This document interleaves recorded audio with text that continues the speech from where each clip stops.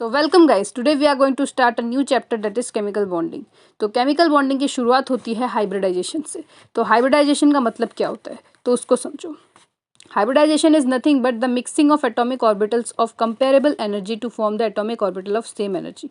मतलब कि ये जो हमारे पास एनर्जीज है एटॉमिक ऑर्बिटल का, ठीक है ना, यहाँ पे ना एटॉमिक ऑर्बिटल से एटॉमिक ऑर्बिटल ही बनता है। देखो मॉलिक्यूलर ऑर्बिटल थ्योरी में क्या होता है, एटॉमिक ऑर्बिटल से मॉलिक्यूलर ऑर्बिटल बनता है। पर यहाँ पे क्या होता है, देखो जो चीज़ आपको पता नहीं है उस चीज़ को ही समझाना मेरा काम है। तो मैं आपको बता दूं कि यहाँ पे क्या होता है कि एटॉमिक ऑर्बिटल से एटॉमिक ऑर्बिटल ही बनता है हाइब्रिडाइजेशन में। पर क्या होता है कि जो एटॉमिक के ऑर्बिटल्स होते हैं ड्यूरिंग इलेक्ट्रॉनिक कन्फिग्रेशन, एक कुछ इलेक्ट्रॉन्स 2s में रहते हैं, कुछ इलेक्ट्रॉन्स 2p में रहते हैं। तो ये जो है ना, इन सब की एनर्जी जो है ना वो कंपेरेबल है, तो इन सबको कंपेयर किया जा सकता है। तो इन सब के एनर्जीज को हम क्या करते हैं, इन सबको मिक्स करके हम एक ऐसा ऑर्बिटल बनाते हैं, एक ऐसा हाइब्रिड ऑर्बिटल बनाते हैं। हाइब्रिड का मतलब तो आपको पता ही होगा, अगर आप एक बायोलॉजी स्टूडेंट हो तो आपको पता ही है कि दो चीज़ों का मिक्सिंग है ना, तो तब जाके एक हाइब्रिड बनता है ना। तो देखो समझने की बात है यहाँ पे। तो एस को कुछ ना कुछ तो चाहिए पी से, और पी को भी कुछ ना कुछ चाहिए एस से, तब जाके वो एक हाइब्रिडाइजेशन कॉज करता है। तो एस को ऐसा क्या चाहिए जिससे वो हाइब्रिडाइजेशन में बनना चाहता है, ठीक है ना। जैसे कि वो तुमसे दोस्ती करना चाहता है, वैसे एस भी पी के साथ दोस्ती करना चाहता है, क्योंकि उसको कुछ चाहिए। तो उसको क्या चाहिए, तो देखो एस ऑर्बिटल को चाहिए डायरेक्शन। आपको भी पता है कि जो एस ऑर्बिटल होता है ना वो एक स्पेरिकल शेप का होता है, और एक एस ऑर्बिटल जब स्पेरिकल शेप का होगा तो मतलब वो यूनिडायरेक्शनल है, सॉरी वो मल्टी डायरेक्शनल है। मतलब वो सारी तरीके से वो क्या है, मतलब वो उसको किसी भी डायरेक्शन में भेजा जा सकता है, ठीक है ना। तो वो उसका पर्टिकुलर डायरेक्शन जो है ना वो फिक्स्ड नहीं है। वेराज पी ऑर्बिटल का जो डायरेक्शन होता है ना वो फिक्स्ड रहता है। जैसे पी एक्स मतलब एक्स एक्सिस में है पी का नोड्स, पी के सारे ऑर्बिटल्स जो है वो सारे के सारे एक्स एक्सिस में है। पी वाई मतलब पी के सारे ऑर्बिटल्स वाई एक्सिस में। तो इस तरह से एस को क्या चाहिए, एक डायरेक्शन चाहिए, अपनी ज़िंदगी में एक डायरेक्शन चाहिए। वेराज पी वाले को क्या चाहिए, देखो पी वाले को क्या चाहिए, यहाँ पे मैंने स्ट्रक्चर बनाया नहीं है पर आपको बस ऐसे बता देती हूँ। पी वाले को चाहिए स्टेरिक हिंड्रेंस को अवॉइड करने की शक्ति। देखो मेरे पास पेन नहीं है, एक मिनट मैं आपको बताती हूँ कि क्या चाहिए उसको। ये देखो, ये है पी का ऑर्बिटल, एक मिनट, ये पी ऑर्बिटल है। अब इसको क्या चाहिए कि इन दोनों के बीच में क्या होता है ना, स्टेरिक रिपल्शन होता है कभी कभार, ठीक है ना। इस रिपल्शन को दूर करने के लिए देखो ये जो है ना, इसको चाहिए कि भाई मेरे खुद के घर में ना इंटरनल मैटर्स हो रहे हैं, तो मैं चाहता हूँ कि इस इंटरनल मैटर से मैं थोड़ा दूर रहूँ। तो इसके बीच में थोड़ा सा रिपल्शन जो है ना वो क्रिएट करने की शक्ति ना एस ऑर्बिटल में है। तो वो अगर एस ऑर्बिटल यहाँ पे कनेक्ट हो जाएंगे तो क्या होगा ना, इसके बीच का जो रिपल्शन है ना वो थोड़ा कम हो जाएगा, ये चीज़ें बहुत दूर दूर हो जाएंगी, फैलने लग जाएंगी चीज़ें, ठीक है ना। तो एस और पी ऑर्बिटल में क्या हो जाएगा, रिपल्शन इंक्रीज हो जाएगा। Due to this increase in repulsion p वाले को थोड़ा सा स्टेरिक हिंड्रेंस जो है वो थोड़ा कम मिलेगा। एक मिनट, थोड़े बाल आ गए इधर। तो चलो, इससे एक बात तो आपको साबित हो गया होगा कि हाइब्रिडाइजेशन की क्या ज़रूरत है। चलो हम आगे बढ़ते हैं इस पर टाइम पास ना करके। अब ज़रूरी है कि हमेशा हाइब्रिडाइजेशन ही हो, क्या कभी हम ऐसा ऑर्बिटल नहीं बना सकते जिसमें हाइब्रिडाइजेशन ना हो। देखो नो हाइब्रिडाइजेशन पॉसिबल है। तो नो हाइब्रिडाइजेशन अगर पॉसिबल हुआ तो वो किस में पॉसिबल है, याद रखना। अगर कोई मॉलिक्यूल अगर हाइब्रिडाइजेशन नहीं करता है, ठीक है ना, तो उस मॉलिक्यूल को हम क्या बोलते हैं, ड्रैगो मॉलिक्यूल। क्या बोलते हैं, ड्रैगो मॉलिक्यूल। अच्छा, तो ऐसे कौन से मॉलिक्यूल्स होते हैं जो ड्रैगो मॉलिक्यूल शो करते हैं, ऐसे कौन से मॉलिक्यूल्स है जिसको हाइब्रिडाइजेशन की कोई ज़रूरत ही नहीं है। देखो वो एक ऐसा ही मॉलिक्यूल होगा ना दोस्त, थोड़ा सा समझने की कोशिश करो। अगर कोई पी ऑर्बिटल हो जिसके पास वो सारे गुण हो जो वो एस से चाहता है, तो वो क्यों ही एस के साथ मिक्स होने की कोशिश करेगा, ठीक है ना। तो देखो अगर आप पढ़े लिखे भी हो, मतलब अगर आप पढ़ने में भी बहुत अच्छे हो, अगर आप खेलने में बहुत अच्छे हो, तो आप क्यों ही चाहोगे कि आप ऐसा दोस्त बनाओ जो आपसे भी मतलब थोड़ा गया गुजरा हो, बस एक में ही अच्छा हो और आपसे थोड़ा कम है। मतलब मेरे कहने का मतलब ये है कि मतलब अगर पी के पास वो सारे कैरेक्टर है जो कि एस के पास नहीं है, तो वो क्यों ही चाहेगा कि वो एस के साथ दोस्ती करे। तो वो क्या कैरेक्टर है ऐसा जो वो एस के साथ दोस्ती करने के लिए उसको कोई मतलब इतना इंपॉर्टेंस वो देता नहीं है। तो देखो उसका जो कैरेक्टर है ना वो ये है कि देखो पी ऑर्बिटल को क्या चाहिए था, उसको चाहिए था कि स्टेरिक हिंड्रेंस से वो ज़्यादा से ज़्यादा दूर रहे। तो तो स्टेरिक हिंड्रेंस कब कॉज होता है, मैंने अभी जो आपको ऑर्बिटल बना के दिखाया था कहीं पे तो दिखाया था, एक मिनट, हाँ, यहाँ पे बना के दिखाया था। ये p ऑर्बिटल मैंने कितना छोटा बनाया है, इससे आपको क्या पता चल रहा है? तो अगर छोटा वाला p ऑर्बिटल रहेगा तो उसको ज़रूरत होगी s वाले ऑर्बिटल की, सो दैट वो इजीली क्या कर सके, रिपल्शन क्रिएट कर सके। वेयरएस ये जो मैंने p ऑर्बिटल बनाया ना, ये कितना बड़ा p ऑर्बिटल है, इसका मतलब क्या है कि p ऑर्बिटल की जो साइज़ है ना वो बड़ी होनी चाहिए, because they have large size of orbitals and small repulsion. अगर साइज़ इतना बड़ा हो गया तो आपको भी पता है कि कितनी कितनी बड़ी दूरियां है इन दोनों के बीच में, कितनी दूरियां है इन दोनों के बीच में। इसका मतलब क्या है, यहाँ पे ऑलरेडी कोई स्टेरिक हिंड्रेंस यहाँ पे कॉज हो नहीं रही है। और हाइब्रिड ऑर्बिटल कैसे दिखते हैं, देखो अनहाइब्रिडाइज्ड ऑर्बिटल देखो कैसे दिख रहे, हाइब्रिड ऑर्बिटल देखो कैसे दिखते हैं। जब वही पी जब एस के साथ क्या हो जाता है ना, कंबाइन हो जाता है ना, मिक्स हो जाता है, तब ये बनता है हमारा बाई प्रोडक्ट। समझ में आ रहा है? ये देखो ऐसा होता है, एक साइड में छोटा एक साइड में बड़ा। अब इसमें आपको पढ़ना क्या है, देखो ध्यान रखना, जो छोटे वाले होते हैं ना, जो नेगेटिव चार्ज वाले होते हैं, यहाँ पे मैंने लिखा भी है,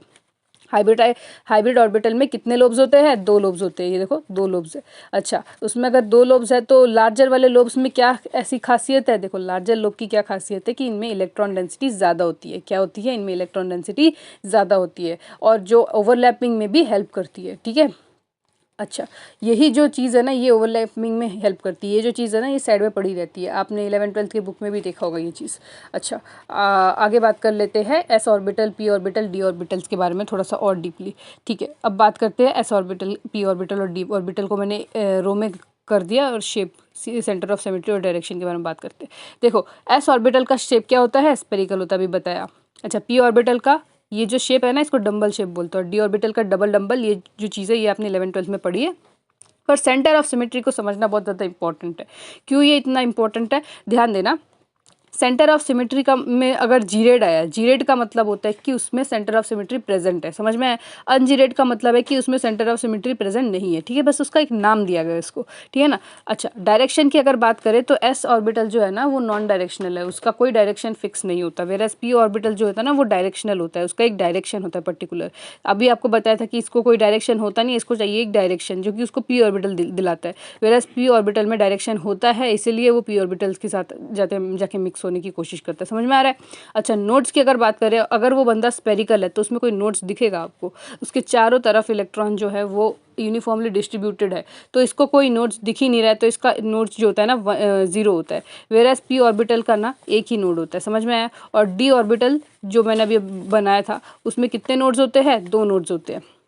अच्छा, अब बात कर लेते हैं थोड़ा सा डी ऑर्बिटल के बारे में। अच्छा, डी ऑर्बिटल में ना 2 टाइप के ऑर्बिटल देखने को मिलते हैं। आप आगे चल के जब कोऑर्डिनेशन केमिस्ट्री पढ़ोगे ना, इसको और डिटेल में समझोगे, क्योंकि वहाँ पे ना स्प्लिटिंग होती है डी ऑर्बिटल की। अगर स्प्लिटिंग हो जाएगी ना तो वो उस मतलब डी ऑर्बिटल के जितने भी रंग है ना वो दिख जाते हैं आपको। ऐसे बोलते हैं ना, कोई बंदा जब इनोसेंट रहे और वो अपना जलवा दिखाए कहीं पे, तो फिर हम बोलते हैं कि भाई आज तो तेरे रंग दिख रहे हैं आज। ठीक वैसा ही, मतलब डी ऑर्बिटल होता बहुत इनोसेंट है, बट उसके अंदर क्या क्या खूबियाँ होती है वो चीज़ आपको ना कोऑर्डिनेशन कंपाउंड्स में दिखेगा। और वो मैंने ना सेकंड डे वाले में चैप्टर में बना दिया है। पर उसको और थोड़ा सा अगर आप पहले देख रहे हो इस वीडियो को, देन कॉन्ग्रेचुलेशन कि आप सीक्वेंस वाइज चल रहे हो। पर मैंने डे 2 का पहले लिख दिया था, आप डे 3 का भी पहले देख के कर सकते हो, ऐसा कुछ नहीं है।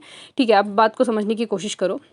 डी ऑर्बिटल 2 टाइप के है, पर मेरे को ऐसा लगता है कि आप इतने तो भाई हो ही, मतलब इतने तो नॉलेज आप रखते ही हो अपने आप में कि डी ऑर्बिटल में क्या बोलना चाहती हूँ मैं, इतना तो आपके पास होगा क्योंकि आप 12th क्लास तो पास हो चुके हो। बट फिर भी देख लो, डी ऑर्बिटल के 2 टाइप्स के ऑर्बिटल होते हैं, एक होते हैं एक्सियल ऑर्बिटल, एक होता है नॉन एक्सियल ऑर्बिटल। याद रखना, जो नॉन एक्सियल ऑर्बिटल होते हैं ना वो एक्सिस के बीच में होते हैं। कैसे होते हैं, जैसे कि मैं अगर स्ट्रक्चर अगर बनाऊँ मैं डी ऑर्बिटल के एक्सियल वाला, देखो ये होता है एक्स एक्सिस, ये होता है वाई एक्सिस।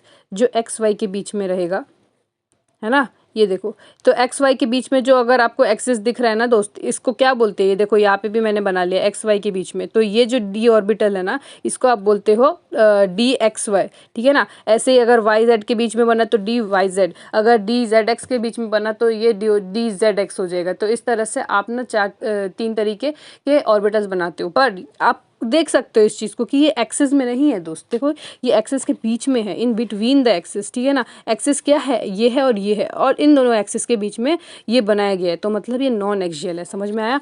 तो ठीक है ना, तो नॉन एक्सियल वाले मतलब इन बिटवीन द एक्सिस, और दूसरे होते हैं एक्सियल वाले। तो एक्सियल वाले 2 ही होते हैं, एक होता है d x square y square और दूसरा होता है डी जेड स्क्वायर। समझ में आया? अच्छा, अब याद रखना, जो अब इसमें भी ना मैंने यहाँ पे एग्जांपल लिखा नहीं है, मैंने आपको बस मुंह से बता दिया, आप लिख सकते हो एग्जांपल अगर आपको नहीं आता तो। बाकी ऐसे समझ लो कि जो प्योर होते हैं ना, देखो अब उसमें भी ना डी ऑर्बिटल में भी दो टाइप के ऑर्बिटल्स तो आपने समझ लिए, पर उसमें भी क्या होता है ना, उसके भी और सब पार्ट्स होते हैं। देखो डी ऑर्बिटल ना या तो प्योर वाला होता है, एक इम्प्योर वाले डी ऑर्बिटल्स होते हैं। प्योर वाले डी ऑर्बिटल्स कौन से होते हैं? ऐसे डी ऑर्बिटल्स जो कि नॉन एक्सियल है। अब भी आपको मैंने जो दो तरह का क्लासिफिकेशन बताया ना, एक तो एक्सियल वाला बताया जिसमें d x square y square d x y d y z d z x, वो सारे जो नॉन एक्सियल वाले बताए उनको ले लो, और वो एक्सियल वाला डी एक्स स्क्वायर है ना, इसको और इसको पकड़ लो। ये जो दोनों हैं दोनों है ना, मतलब 3 नॉन एक्सियल वाला और ये वाला, इन दोनों ये दोनों जो ऑर्बिटल्स है ना, ये दोनों प्योर ऑर्बिटल्स है। कैसे ऑर्बिटल्स है? प्योर है, ठीक है ना। वेरस जो डी जेड स्क्वायर वाला है ना, ऊपर से तो दिख रहा है कि ये प्योर है क्योंकि इसमें सिर्फ डी जेड स्क्वायर है, और इसमें क्या है, डी एक्स भी है वाई भी है, तो ये इम्प्योर होना चाहिए। नहीं नहीं नहीं नहीं नहीं, ऐसी गलती मत करना। ये दिखता डी जेड स्क्वायर है पर है ये इम्प्योर, क्योंकि इसका जो अब अगर आप स्ट्रक्चर बनाओगे ना, ये इधर ही रहता है कंसेंट्रेटेड, सेंटर में ही ये कंसेंट्रेटेड रहता है। That's why it has just 2 lobes and 1 ring, ठीक है ना। यहाँ पे क्या होता है, रिंग का फॉर्मेशन होता है, वेरस और यहाँ पे सिर्फ 2 लोब्स जेड एक्सिस की तरफ ऐसे बनता है। वेरस एक्स और वाई में ना आपको ऐसे दिखेगा, ये अगर एक्स है और ये अगर वाई है तो फिर इसका लोब ऐसा दिखता है। समझने की कोशिश करो, ठीक है ना। तो इस तरह से इम्प्योर डी ऑर्बिटल में सिर्फ डी जेड स्क्वायर होता है, वेरस प्योर डी ऑर्बिटल में कितने कितने लोब्स होते हैं? एक होते हैं, 2 होते हैं, 3 होते हैं, 4 होते हैं। अच्छा, नोड्स कितने होते हैं? 2 होते हैं, मैंने अभी आपको बताया। बॉन्ड्स कितने होते हैं? 1 2 3 4 5 6 7 8, ठीक है। समझ में आया? इस तरह से आपका ख़त्म हो जाता है sp डी ऑर्बिटल्स के बारे में थोड़ा सा एक्सप्लेनेशन। अब बात करेंगे कि ना रिलेशन क्या है किसका? परसेंट एस का, परसेंट पी का, बॉन्ड एंगल का, बॉन्ड लेंथ का, इन सब का। चलो अब रिलेशन की तरफ बढ़ते हैं, ठीक है ना। तो चलो समझने की कोशिश करो। Delta S sorry percent S जो है, परसेंट एस कैरेक्टर जो होता है वो इन्वर्सली प्रोपोर्शनल होता है किसके? परसेंट पी के। ऑब्वियसली जितना ज़्यादा एस उतना कम पी, क्योंकि आप SP3 में यही पढ़ते हो कि अगर आपके पास 100% अगर आपको दिया हुआ है, उसमें से अगर SP कैरेक्टर, अगर आपको SP कैरेक्टर बोला गया, ठीक है ना, तो SP में आपको पता है 50% S होता है और 50% P होता है। पर अगर आपको SP2 बताया तो उसी 50% में से S ज़्यादा है और आई मीन S कम है और P ज़्यादा है, क्योंकि उसमें से थोड़ा सा P ने ज़्यादा ले रखा है क्योंकि P2 बोला है, ठीक है ना। और दूसरी तरफ SP3 की बात करें तो S और भी कम है, और 3 मतलब 1/3 पार्ट P का है और 1 पार्ट क्या है उसमें से S का है। और अगर मैं SP बोलूँ तो हाफ पार्ट है, और अगर SP2 बोलूँ तो 1/2 पार्ट किसका है? P का है, और 1 पार्ट जो है वो S का है। इस तरह से आप क्या करते हो? क्लासीफाई करते हो। इसका मतलब क्या है? जितना ज़्यादा S उतना कम P। अच्छा, बॉन्ड एंगल मतलब जितना ज़्यादा S उतना ज़्यादा बॉन्ड एंगल रहेगा, उतना कम बॉन्ड लेंथ। जिसका एंगल ज़्यादा उसका लेंथ कम, और जिसका बॉन्ड लेंथ कम उसका बॉन्ड स्ट्रेंथ तो ज़्यादा ही होगा। तो इस तरह से आपको ये वाला रिलेशन याद रखना है। और सबसे इंपॉर्टेंट रिलेशन जो है वो ये है कि आपको थोड़ा सा डाइपोल मूवमेंट के फॉर्मूलेज को याद रखना बहुत ज़रूरी है। न्यूमेरिकल टाइप के क्वेश्चन इस पर बहुत आते हैं, और ये जो चीज़ है ना आपसे गलत होनी नहीं चाहिए, ठीक है ना दोस्त। मैं ये एक्सपेक्ट कर रही हूँ आप लोगों से। देखो कैसे करना है। देखो आयनिक कैरेक्टर जो होता है ना, उसका फॉर्मूला क्या होता है? You observed upon you theoretical, absorb बोल रही हूँ मैं। अच्छा, you observe upon you theoretical multiply by 100। Dipole moment को आप म्यू से रिप्रेजेंट करते हो, ठीक है ना। तो देखो ऑब्जर्व जो होता है ना, ये आपको क्वेश्चन में गिवन रहता है, ठीक है दोस्त। अच्छा, तो थियोरेटिकल मतलब ये आपको खुद कैलकुलेट करना पड़ता है, ठीक है ना। तो जो आप खुद कैलकुलेट कर रहे हो उसको आप डिनोमिनेटर में लिखोगे, जो आपको क्वेश्चन में दिया है वो आप न्यूमिनेटर में लिखोगे, उन दोनों को डिवाइड करके मल्टीप्लाई बाय 100 कर दोगे, अगर आपसे परसेंट में पूछा गया। अगर आपको ऐसी आयनिक कैरेक्टर पूछा गया तब तो आपको पता ही, पर यूजुअली जो होता है ना वो परसेंट में आपको कभी कभार गिवन होता है। पर कोई बात नहीं, आपको मैंने दोनों बता दिए। याद ये रखना है आपको कि अगर आपको कैलकुलेट करना पड़ा तो आप कैलकुलेट कौन सा फॉर्मूले से करोगे। याद रखना कि उसका जो फॉर्मूला होगा वो होगा Q इंटू डी। Q मतलब चार्ज मल्टीप्लाई बाय डिस्टेंस, ठीक है ना। तो चार्ज जितना हो रहा है मल्टीप्लाई बाय कितना डिस्टेंस है उन सबको। अगर देखो आपको ना कभी कभार ना चार्ज दिया रहता है, 2 चार्ज दिए रहते हैं, जैसे +2 to -2 ऐसे, ठीक है ना। याद रखना एक ही चार्ज को उसमें से उठाना है, ठीक है ना, उसके मैग्नीट्यूड को उठाना है, मतलब 2 को ही उठाना। अब 2 मल्टीप्लाई बाय 2 मत कर देना, ठीक है ना।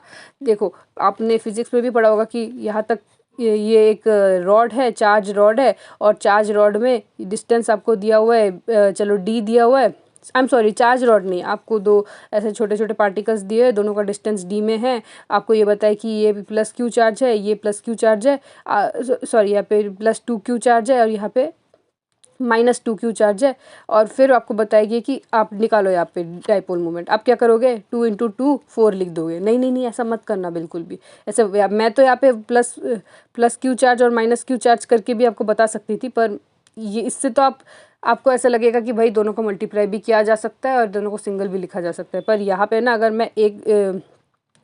अगर मैं इसका एग्जांपल लूँ ना तो आप और थोड़ा क्लियरली समझोगे, इसलिए मैंने सोचा कि इसके थ्रू आपको समझाती हूँ मैं। तो चीज़ों को समझने की कोशिश करो कि यहाँ पे क्या हुआ है कि मैंने इसमें से किसी एक चार्ज को उठाया और उसको मैंने क्यू में डाला, और डिस्टेंस मतलब ये वाला डी। समझ में आ रहा है आपको? ठीक है, ये जो चीज़ है ये मैंने बस आपको एक्सप्लेनेशन के लिए बताया था, इस चीज़ को मत नोट करो। आगे बात करते हैं कि डाइपोल में आपको और क्या क्या यूनिट्स ध्यान रखने हैं, ठीक है ना। तो पहला यूनिट्स है डेबी, ठीक है ना। ये चीज़ आपने फिजिक्स में भी पढ़ी होगी। यहाँ पे क्या करना है आपको, डेबी का एक ही मतलब है, 1 debye is equal to 10⁻⁻18 ESU centimetre, ठीक है ना। देखो ESU जो चीज़ है ना वो चार्ज को रिप्रेजेंट करती है, मतलब आप जो कूलम में चार्ज लिखते हो ना दोस्त, उस कूलम को वही ESU भी एक क्या है, चार्ज की यूनिट है। जैसे कूलम भी एक चार्ज की यूनिट है ना दोस्त। और कूलम कितने चार्ज की यूनिट होती है, एक 1 यूनिट चार्ज की कूलम कितनी होती है दोस्त, एक 1 यूनिट चार्ज मतलब एक पर्टिकुलर यूनिट का अगर आप चार्ज उठाओगे मतलब Q प्लस, है ना, तो उसमें कितना चार्ज होता है, 1 unit charge is equal to 1.6 × 10⁻⁻19 coulomb. और इसी कूलम को आप क्या लिख सकते हो, 4.8 × 10⁻10 ESU, ठीक है ना। तो 1 यूनिट चार्ज की फॉर्मूला ये होते हैं। तो अब यहाँ पे आपको क्या चीज़ दिखी कि अगर आप कूलम में लिखोगे तो ये लिखोगे और ESU में लिखोगे तो ये लिखोगे, तो ज़रूर यहाँ पे कुछ ना कुछ तो घोटाला हुआ है, ठीक है ना। तो मतलब आपने अगर कूलम को अगर मान लो मोटे मोटे तरीके से इसमें से कूलम निकालो और इसमें से ESU निकालो, तो इसमें कुछ ना कुछ रिलेशन है जिसके चलते यहाँ पे वैल्यू कुछ और आया है। तो देखो यहाँ पे क्या है कि मान लिया कि ये भी एक चार्ज का यूनिट है, ये भी एक चार्ज का यूनिट है, पर दोनों यूनिट्स के बीच में कुछ ना कुछ तो होगा ही ना रिलेशन, कि मतलब इतना यहाँ तक पहुँचोगे तब जाके यहाँ तक इसको पाओगे। मतलब 3 × 10⁻9 ESU से बनता है एक कूलम। क्या बोला मैंने, 3 × 10⁸, जो कि हमारा स्पीड ऑफ लाइट होता है, वो तो छोटा सी से रिप्रेजेंट किया जा सकता है। बट यहाँ पे बड़ा सी जो है ना, बड़े सी का मतलब है 3 × 10 ऐसे एक ट्रिक है, मतलब इसको ट्रिक मान लो। देखो बड़े सी को का फॉर्मूला क्या होता है, 1 coulomb is equal to 3 × 10⁻9 times of क्या, वहाँ पे मीटर हुआ करता था, 3 × 10⁸ मीटर हुआ करता था, यहाँ पे ESU होगा, ठीक है ना। ऐसे करके आप याद कर सकते हो। अच्छा, तो वही चीज़ मैंने यहाँ पे लिखा है। और एक और बात याद रखना, 1 डेबी और इसी ESU के पीछे अगर आप सेंटीमीटर लगा देते हो तो वो 1 डेबी बन जाता है। और यही 1 डेबी जो होता है ये होता है हमारा डाइपोल मोमेंट का यूनिट, ठीक है ना। आपको पता है ना डाइपोल मोमेंट मतलब चार्ज मल्टीप्लाई बाय डिस्टेंस। अच्छा, अब बात कर लेते हैं कोवेलेंट कैरेक्टर के बारे में। कोवेलेंट कैरेक्टर जो होता है ना वो 100% माइनस ऑफ आयनिक कैरेक्टर होता है। अभी जो आपने ये पढ़ा था ना, ये आयनिक कैरेक्टर का आपने फॉर्मूला पढ़ा था। अब इसका अगर कोवेलेंट कैरेक्टर अगर आपसे फाइंड आउट करने के लिए पूछे तो आपको क्या करना है, आपको इसको 100 के साथ मल्टीप्लाई करना है, ठीक है ना। समझ में आया? चलो अब बात कर लेते हैं हम लोग आगे condition of Drago NBPR square planar इसके बारे में, ठीक है ना। तो चलो समझते हैं बात को। देखो अगर आपको ड्रैगो मॉलिक्यूल दिया हुआ है, ठीक है ना, तो ड्रैगो मॉलिक्यूल का जो सेंट्रल एटम जो होता है ना वो ज़्यादा होता है और साइड एटम क्या होता है, छोटा होता है। आपको अभी बताया था कि बड़ा वाला p ऑर्बिटल बीच में और साइड में छोटे छोटे ऑर्बिटल्स, मतलब इससे फ़र्क नहीं गिरना चाहिए कि स्टेरिक हिंड्रेंस भी इससे कुछ, मतलब स्टेरिक हिंड्रेंस में भी कोई इफेक्ट हो रहा है। तो आपको इस चीज़ से अगर आपने बस ड्रैगो का समझ लिया ना कंडीशन, तो NBPR ना आपके लिए कुछ भी नहीं है, ठीक है ना दोस्त, कुछ भी नहीं। मतलब क्यों, क्योंकि देखो आपको एक बात बता देती हूँ कि NBPR जो होता है ना उसका उल्टा होता है। देखो अगर सेंट्रल एटम ज़्यादा है तो यहाँ पे सेंट्रल एटम कम होना चाहिए NBPR पे। अगर साइड एटम स्मॉल है तो यहाँ पे साइड एटम क्या होता है, लार्ज होता है। लार्ज का मतलब थर्ड पीरियड के ऑर्बिटल से, थर्ड पीरियड के एलिमेंट्स को आप कंसिडर कर सकते हो NBPR में। और सेंट्रल एटम में आप सेकेंड पीरियड के एलिमेंट्स को कंसिडर कर सकते हो। अच्छा, अब बात कर लेते हैं स्क्वायर प्लेनर कॉम्प्लेक्स में। स्क्वायर प्लेनर कॉम्प्लेक्स में ना सेंट्रल एटम और साइड एटम जो होते हैं ना, दोनों के दोनों क्या होते हैं, दोनों के दोनों सेम होते हैं, ठीक है ना। दोनों के दोनों क्या होते हैं, लार्ज होते हैं। आगे बात कर लेते हैं बैक बॉन्डिंग के बारे में, ठीक है ना। बैक बॉन्डिंग में क्या होता है, एक एटम जो होता है ना वो सेकंड पीरियड में होना चाहिए और उसके एडजेसेंट एटम जो है ना वो या तो सेकंड या फिर थर्ड पीरियड का होना चाहिए। बैक बॉन्डिंग को आप और थोड़ा डीपली जानेंगे थोड़ी देर बाद, ठीक है ना। अब आपसे बात करती हूँ मैं किसके बारे में, बॉन्ड एंगल के बारे में। तो एक ट्रिक है जिस ट्रिक का इस्तेमाल करके आप इजीली बॉन्ड एंगल का पता लगा सकते हो।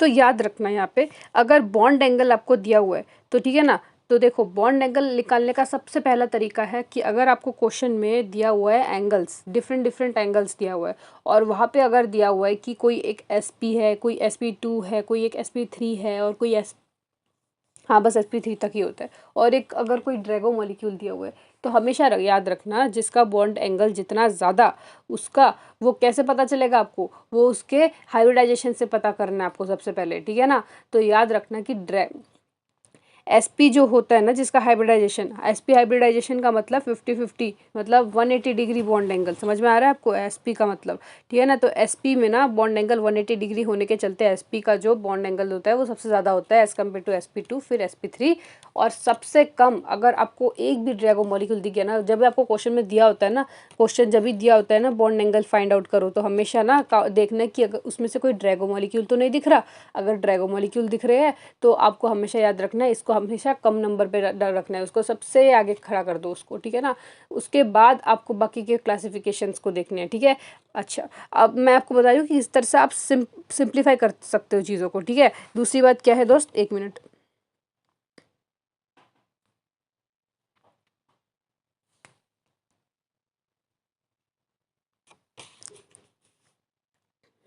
अब बात करते हैं कि दूसरा स्टेप क्या है, कि फिर देखना है कि उसमें NBPR है कि नहीं। NBPR अभी बताया मैंने, ड्रैगो मॉलिक्यूल का उल्टा, मतलब अगर ड्रैगो मॉलिक्यूल में साइड एटम ज़्यादा है और साइड एटम की साइज़ छोटी है और सेंट्रल एटम की साइज़ बड़ी है, तो याद रखना कि NBPR में क्या होता है, साइड एटम का साइज़ बड़ा होता है और सेंट्रल एटम का साइज़ छोटा होता है। अगर ऐसा आपको दिखे तो हमेशा याद रखना, फिर आपको ये देखना कि NBPR किस में ज़्यादा है। अगर NBPR अगर आपको ज़्यादा दिख रहा है किसी में, अगर कोई भी एक NBPR वाला मॉलिक्यूल दिख गया कंपाउंड, तो याद रखना उसका जो बॉन्ड एंगल होता है वो ज़्यादा होता है एज़ कम्पेयर टू इसका बाकी के SP2 SP3 ऑर्बिटल्स के, ठीक है ना। तो उसको सबसे ऊपर रखना। अच्छा, फिर देखना है कि आपने मान लो कि आपने इन सबको सिलेक्ट कर लिया और फिर आपको दिख रहा है कि दो SP2 मॉलिक्यूल्स है, दोनों का क्या दिख रहा है आपको, एक तो मान लो कि एक दोनों का SP2 दिख रहा है जैसे कि H2O, और दूसरा अगर आपको दिख रहा है कि मतलब BF3 दिख रहा है, चलो BF3 भी दिख रहा है, तो BF3 भी SP2 दिखाता है, ठीक है ना, हाइब्रिडाइजेशन। H2O जो है ना वो SP3 दिखाता है।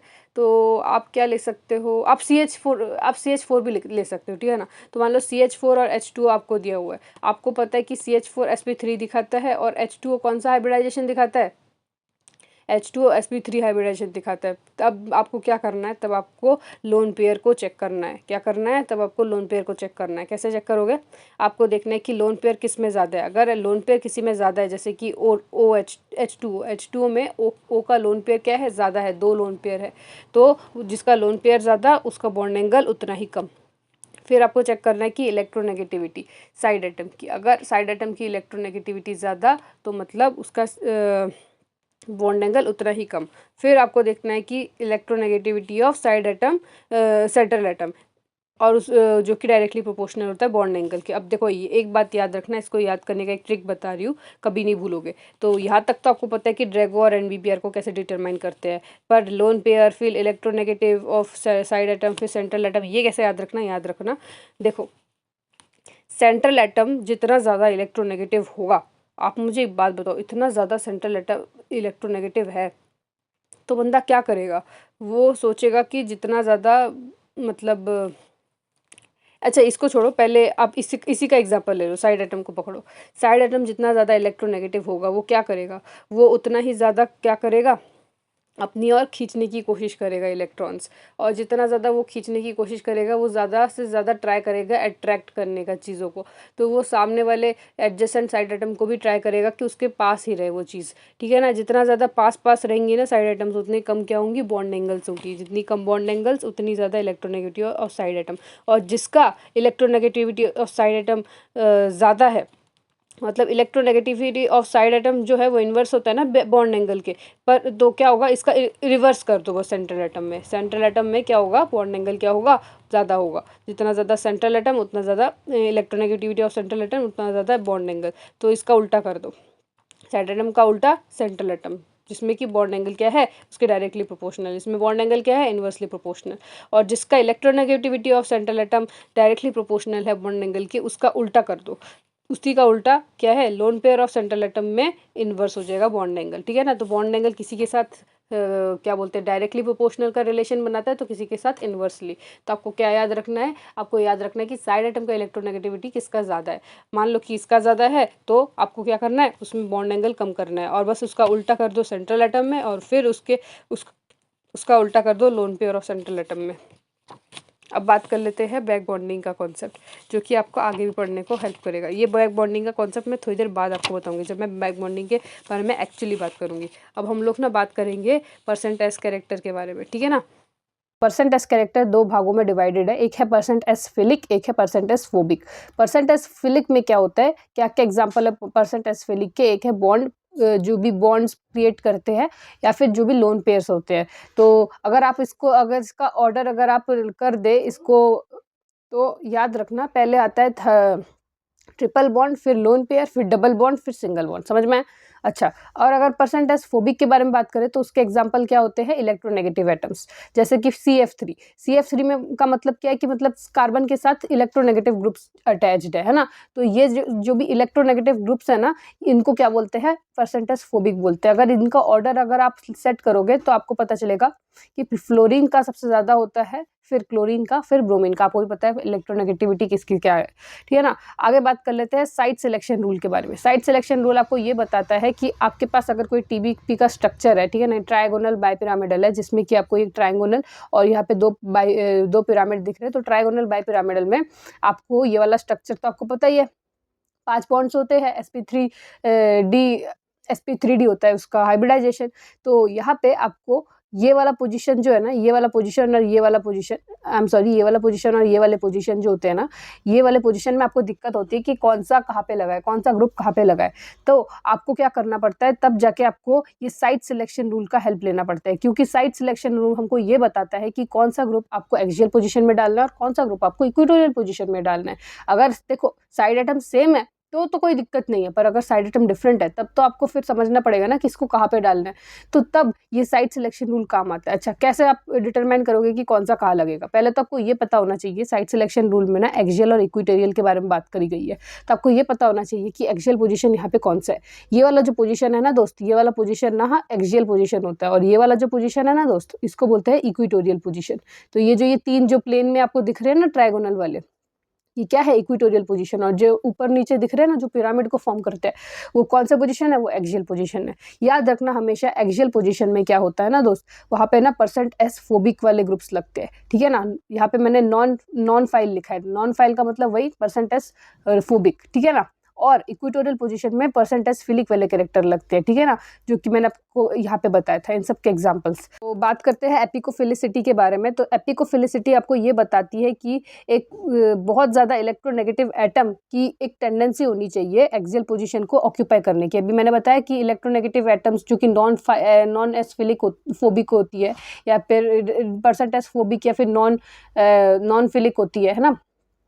तो उन सब की जो टेंडेंसी है वो आपको आनी चाहिए। क्या आनी चाहिए, उस एरिया में, उस एक्सियल पोजीशन वाले प्लेस में आपको ऐसे ग्रुप्स लगाने हैं जो कि इलेक्ट्रोनेगेटिव होते हैं, इलेक्ट्रोनेगेटिव एलिमेंट्स होते हैं। तो उसी इलेक्ट्रोनेगेटिव एलिमेंट में किस किस की टेंडेंसी है उस एक्सियल पोजीशन को ऑक्यूपाई करने की, वो आपको कैसे पता चलेगा, एपिकोफिलिसिटी के बारे में, एपिकोफिलिसिटी पढ़ के पता चलेगा। वो कैसे पता चलेगा, क्योंकि एपिकोफिलिसिटी आपको ये बताता है कि कौन कितना ज़्यादा इलेक्ट्रोनेगेटिव है, और जो जितना ज़्यादा इलेक्ट्रोनेगेटिव होगा वो उतना ज़्यादा एक्सियल पोजीशन में बैठने की टेंडेंसी रखेगा। तो एक्सियल पोजीशन में बैठने की टेंडेंसी कौन सबसे ज़्यादा रख रहा है, फ्लोरीन रख रहा है, फिर क्लोरीन, फिर ब्रोमीन, फिर ऑक्सीजन। इससे आपको क्या पता चल रहा है, जो मोनोवैलेंट वाले इलेक्ट्रोनेगेटिव एटम्स है वो वाले वो क्या है, वो थोड़े ज़्यादा percent S phobic character show करते हैं, और वो ज़्यादा एक्सियल पोजीशन में मतलब बैठने का ज़्यादा क्या रखते हैं, टेंडेंसी रखते हैं।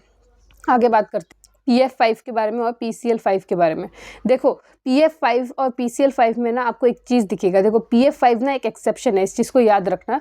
मैं इसको PCl5 के साथ जस्ट कंपेयर कर रही हूँ, बस बात ये याद रखना कि PF5 में ना क्या कैरेक्टर है कि ये जो कंपाउंड है ना, इसके पास एक टेंडेंसी है कि वो देखो आपको पता है कि स्टेरिक नंबर 4 जो होता है ना, उसमें आपको पता है कि 2 तरीके का ज्योमेट्री आपको देखने को मिलता है। एक होता है स्क्वायर प्लेनर, यहाँ पे I am sorry square planar नहीं, स्क्वायर पिरामिडल, और दूसरा है trigonal planar, I am sorry trigonal bipyramidal. तो स्क्वायर पिरामिडल और ट्राइगोनल बाय पिरामिडल में आपको एक चीज़ तो दिखेगा, वो क्या दिखेगा कि स्क्वायर पिरामिडल जो है ना वो उसका स्ट्रक्चर कैसा होता है, ऐसा वाला होता है। मतलब ये जो 4 दिख रहे हैं ना आपको बॉन्ड्स, ये 4 बॉन्ड्स एक ही प्लेन में रहते हैं, और ट्राइगोनल पिरामिडल में 3 बॉन्ड्स एक ही प्लेन में रहते हैं और 2 एक्सियल पोजीशन में रहते हैं। यहाँ पे एक एक्सियल पोजीशन में। इससे आपको ये पता चल रहा है कि मतलब एक स्टेरिक नंबर के 2-2 ज्योमेट्रीज है, तो वही 2 ज्योमेट्रीज को हमने यहाँ पे अरेंज किया है। हमने ये बताया कि ट्राइगोनल बाय पिरामिडल जो होता है थोड़ा स्टेबल होता है, तो उसकी एनर्जी थोड़ी कम रहती है, वेराज स्क्वायर पिरामिडल की एनर्जी थोड़ी ज़्यादा रहती है, और दोनों को हमने ऐसे ही लिख के रखा है। अब यहाँ पे हमको ये कंपेयर करना है कि इन दोनों के बीच में जो एनर्जी गैप है उसमें क्या डिफरेंस है। आपको ये देखने को मिलेगा कि PF5 की जो एनर्जी होती है ना, एनर्जी गैप, वो बहुत कम होती है, और जिसके चलते अगर आप इसको थोड़ा सा भी हीट कर दो ना, तो यहाँ पे क्या होता है कि ये जो है ना ये इंटर कन्वर्टेबल हो सकता है। मतलब ये देखो ये जो PF5 है ना, इस PF5 को मैंने यहाँ पे अरेंज किया है, इसको अगर आप थोड़ा सा भी हीट करोगे ना, ये ना यहाँ पे पहुँच जाएगा, मतलब ये अपने ज्योमेट्री को चेंज कर बैठेगा। तो इससे आपको एक बात तो पता चल रहा है कि ये जो है थर्मल एनर्जी, और हाँ अगर आप PCl5 में अगर थोड़ा सा हीट दे दोगे ना, तो इसका पूरा का पूरा बॉन्ड जो है ना वो पूरा टूट जाएगा। तो यहाँ पे जो है ना, यहाँ पे ज्योमेट्री जो है वो चेंज नहीं हो गई। तो इसी फिनोमेना को हम क्या बोलते हैं, BPR। BPR का फुल फॉर्म है बैरी सूडो रोटेशन। क्या है, बैरी सूडो रोटेशन। अच्छा एक और बात बता दूं, BERRY वो वाला बैरी, हाँ, तो बैरी सूडो रोटेशन। और यहाँ पे जो एनर्जी गैप जो लेस है उसके पीछे का रीज़न क्या है, ये देखो, ये फ्लक्सोरियल बिहेवियर से आप समझ लोगे। देखो आपके पास एक TBP का स्ट्रक्चर है जो कि आपने यहाँ पे बनाया, इससे क्या होगा, इसमें अगर आप हीट करोगे ना तो क्या होगा ना, ये जैसे एक हवा का झोंका आता है ना, वैसे ये FA जो है ना ये इस तरफ टिल्ट हो जाएगा, ये FA जो है ये इस तरफ टिल्ट हो जाएगा। समझ में आ रहा है। तो इस तरफ से अगर टिल्ट हो गया तो इसका पूरा स्ट्रक्चर क्या है, पूरा बिगड़ गया, मतलब ये एक स्क्वायर पिरामिडल का शेप अटेन कर लेता है धीरे धीरे। और फिर अगर आप उसको वापस मतलब हीट से वापस कूल करोगे तो वो वापस क्या करेगा, अपना ओरिजिनल शेप वापस रिगेन कर लेगा। इस चीज़ से आपको ये पता चल रहा है कि चेंज इन ज्योमेट्री जो है वो ऑब्जर्व हो रही है। तो इससे आपको ये पता चल रहा है कि डेल्टा ई गैप तो इसका कम ही होगा। दोनों के बीच में अगर गैप कम रहेगा तो वो जो चेंज इन ज्योमेट्री है वो चीज़ जो है वो पॉसिबल हो जाएगी, और उसके चलते एक फिनोमेना आपको देखने को मिलेगा। उस फिनोमेना को आप क्या बोलते हो, बैरी सूडो रोटेशन। तो चलो आगे हम लोग बात कर लेते हैं बैक बॉन्डिंग के बारे में। बैक बॉन्डिंग के बारे में जब हम लोग बात कर रहे थे पहले, तब हमने एक कॉन्सेप्ट आगे छोड़ दिया था, उस चीज़ के बारे में हम ज़रूर बात करेंगे। पहले आप इसको देखो कि बैक बॉन्डिंग बोलता क्या है। ध्यान देना कि किसी भी इलेक्ट्रॉन डेफिशिएंट नेचर को रिमूव करने की जो कैपेबिलिटी है वो बैक बॉन्डिंग में है। ऐसा कैसे, देखो क्या होता है ना बैक बॉन्डिंग में, BF3 का एग्जांपल के थ्रू आप समझो। यहाँ पे BF3 का एग्जांपल मैंने लिया नहीं है, यहाँ पे बताती हूँ मैं आपको BF3 का एग्जांपल। तो देखो BF3 जो होता है ना, आप जब भी बोरोन पढ़ते हो तभी आपके दिमाग में सबसे पहले तो ये बात निकल के आती है कि बोरोन जो होता है ना वो इलेक्ट्रॉन डेफिशिएंट होता है, और वो एक एक्सेप्शन भी है ऑक्टेट रूल का। ये बात भी आपके दिमाग में आता है कि नहीं। तो BF3 में क्या होता है ना दोस्त, BF3 में जो बोरॉन होता है ना उसका जो ऑर्बिटल होता है ना वो थोड़े एम्प्टी होते हैं, उनमें इलेक्ट्रॉन्स की कमी रहती है, वो इलेक्ट्रॉन डेफिशिएंट रहता है। तो फ्लोरीन का काम क्या होता है, तो फिर भी ये बॉन्ड BF3 कैसे बनाता है उसके पीछे एक कारण है। फिर भी ये वाला कंपाउंड स्टेबल क्यों है, इसके पीछे एक ही कारण है कि इसके साइड में जो भी फ्लोरीन के जो double bond I am sorry fluorine के जो लोन पेयर्स आपको दिख रहे हैं ना, ये फ्लोरीन का जो लोन पेयर है ना ये अपने जो इलेक्ट्रॉन है ना ये किसको देते हैं, ये बोरॉन को देते हैं, सो डैट ये अपने आप को स्टेबल कर सके, इसका जो इलेक्ट्रॉन की जो डेफिशिएंसी है वो उसको दूर कर सके। समझ में आ रहा है। और इसी चीज़ को आप क्या बोलते हो, बैक बॉन्डिंग बोलते हो। ठीक है, वही चीज़ यहाँ पे लिखी हुई है, to remove electron deficient nature of hypovalent. ठीक है ना, हाइपोवैलेंट वैलेंस इलेक्ट्रॉन क्या थे, वो सारे ड्रॉबैक्स थे ऑक्टेट रूल के। समझ में आ रहा है आपको। तो बैक बॉन्डिंग का कॉन्सेप्ट यूज़ किया जाता है, क्यों किया जाता है, क्योंकि यहाँ पे एक एटम जो है वो वैकेंट ऑर्बिटल होना चाहिए, जैसे कि ये वाला, कोई भी एक एटम हो सकता है, साइड एटम भी हो सकता है वेकेंट ऑर्बिटल, ठीक है ना। और एडजेसेंट एटम मतलब उसके साइड वाला एटम, ठीक है ना, वो क्या होना चाहिए, वो या तो लोन पेयर होना चाहिए या तो सेकंड या थर्ड पीरियड का एलिमेंट होना चाहिए, सो दैट वो वैकेंट ऑर्बिटल को डोनेट कर सके इलेक्ट्रॉन। ऑब्वियसली लोन पेयर भी डोनेट कर सकते हैं अपने इलेक्ट्रॉन्स, है ना, ठीक है। चलो आगे बात हम लोग कर लेते हैं इसके एग्जाम्पल की, इससे आप और अच्छे से बैक बॉन्डिंग को डीपली समझ पाओगे। तो मेरे पास एक एग्जाम्पल है, पहले तो ये समझ लो कि बैक बॉन्डिंग का रिलेशन क्या है। याद रखना कि back bonding is inversely proportional to Lewis acid and inversely proportional to Lewis base. आपको पता है कि लेविस एसिड का काम क्या होता है, उसका काम होता है, लेविस एसिड का काम होता है इलेक्ट्रॉन को एक्सेप्ट करना। Lewis acid is an electron pair acceptor. तो जो जितना ज़्यादा इलेक्ट्रॉन पेयर को एक्सेप्ट करेगा उसकी लेविस एसिड ज़्यादा रहेगी। पर अगर कहीं पे बैक बॉन्डिंग लग रहा है तो ऑफ कोर्स उसमें क्या होगा, उसमें ऑलरेडी इलेक्ट्रॉन्स प्रेजेंट रहेंगे, जैसे कि BF3। अब इसमें बैक बॉन्डिंग हो रहा है तो इसके पास ऑलरेडी इलेक्ट्रॉन्स है, तो इस पे तो लेविस एसिड लगेगा ही नहीं। तो वही बात यहाँ पे करी गई है कि अगर बैक बॉन्डिंग कहीं पे दिख जाए तो उसकी लेविस एसिडिटी क्या हो जाती है, कम हो जाती है। वेरस और दूसरी तरफ लेविस बेस भी कम हो जाता है, क्योंकि कोई चांस नहीं है आप इसी इलेक्ट्रॉन को डोनेट करो या एक्सेप्ट करो, क्योंकि वो काम तो बैक बॉन्डिंग ने कर डाला है। समझ में आ रहा है आपको मेरी बात? अच्छा, अब हम कुछ एग्जांपल्स लेंगे जिसके थ्रू आप ये बैक बॉन्डिंग का कॉन्सेप्ट थोड़ा और अच्छे से समझ पाएंगे। तो मेरे पास जो एग्जांपल है पहले है BF3 और BF4 माइनस। तो BF3 जो है ना दोस्त, BF3 में मैंने अभी आपको बताया कि बैक बॉन्डिंग कैसे पॉसिबल है।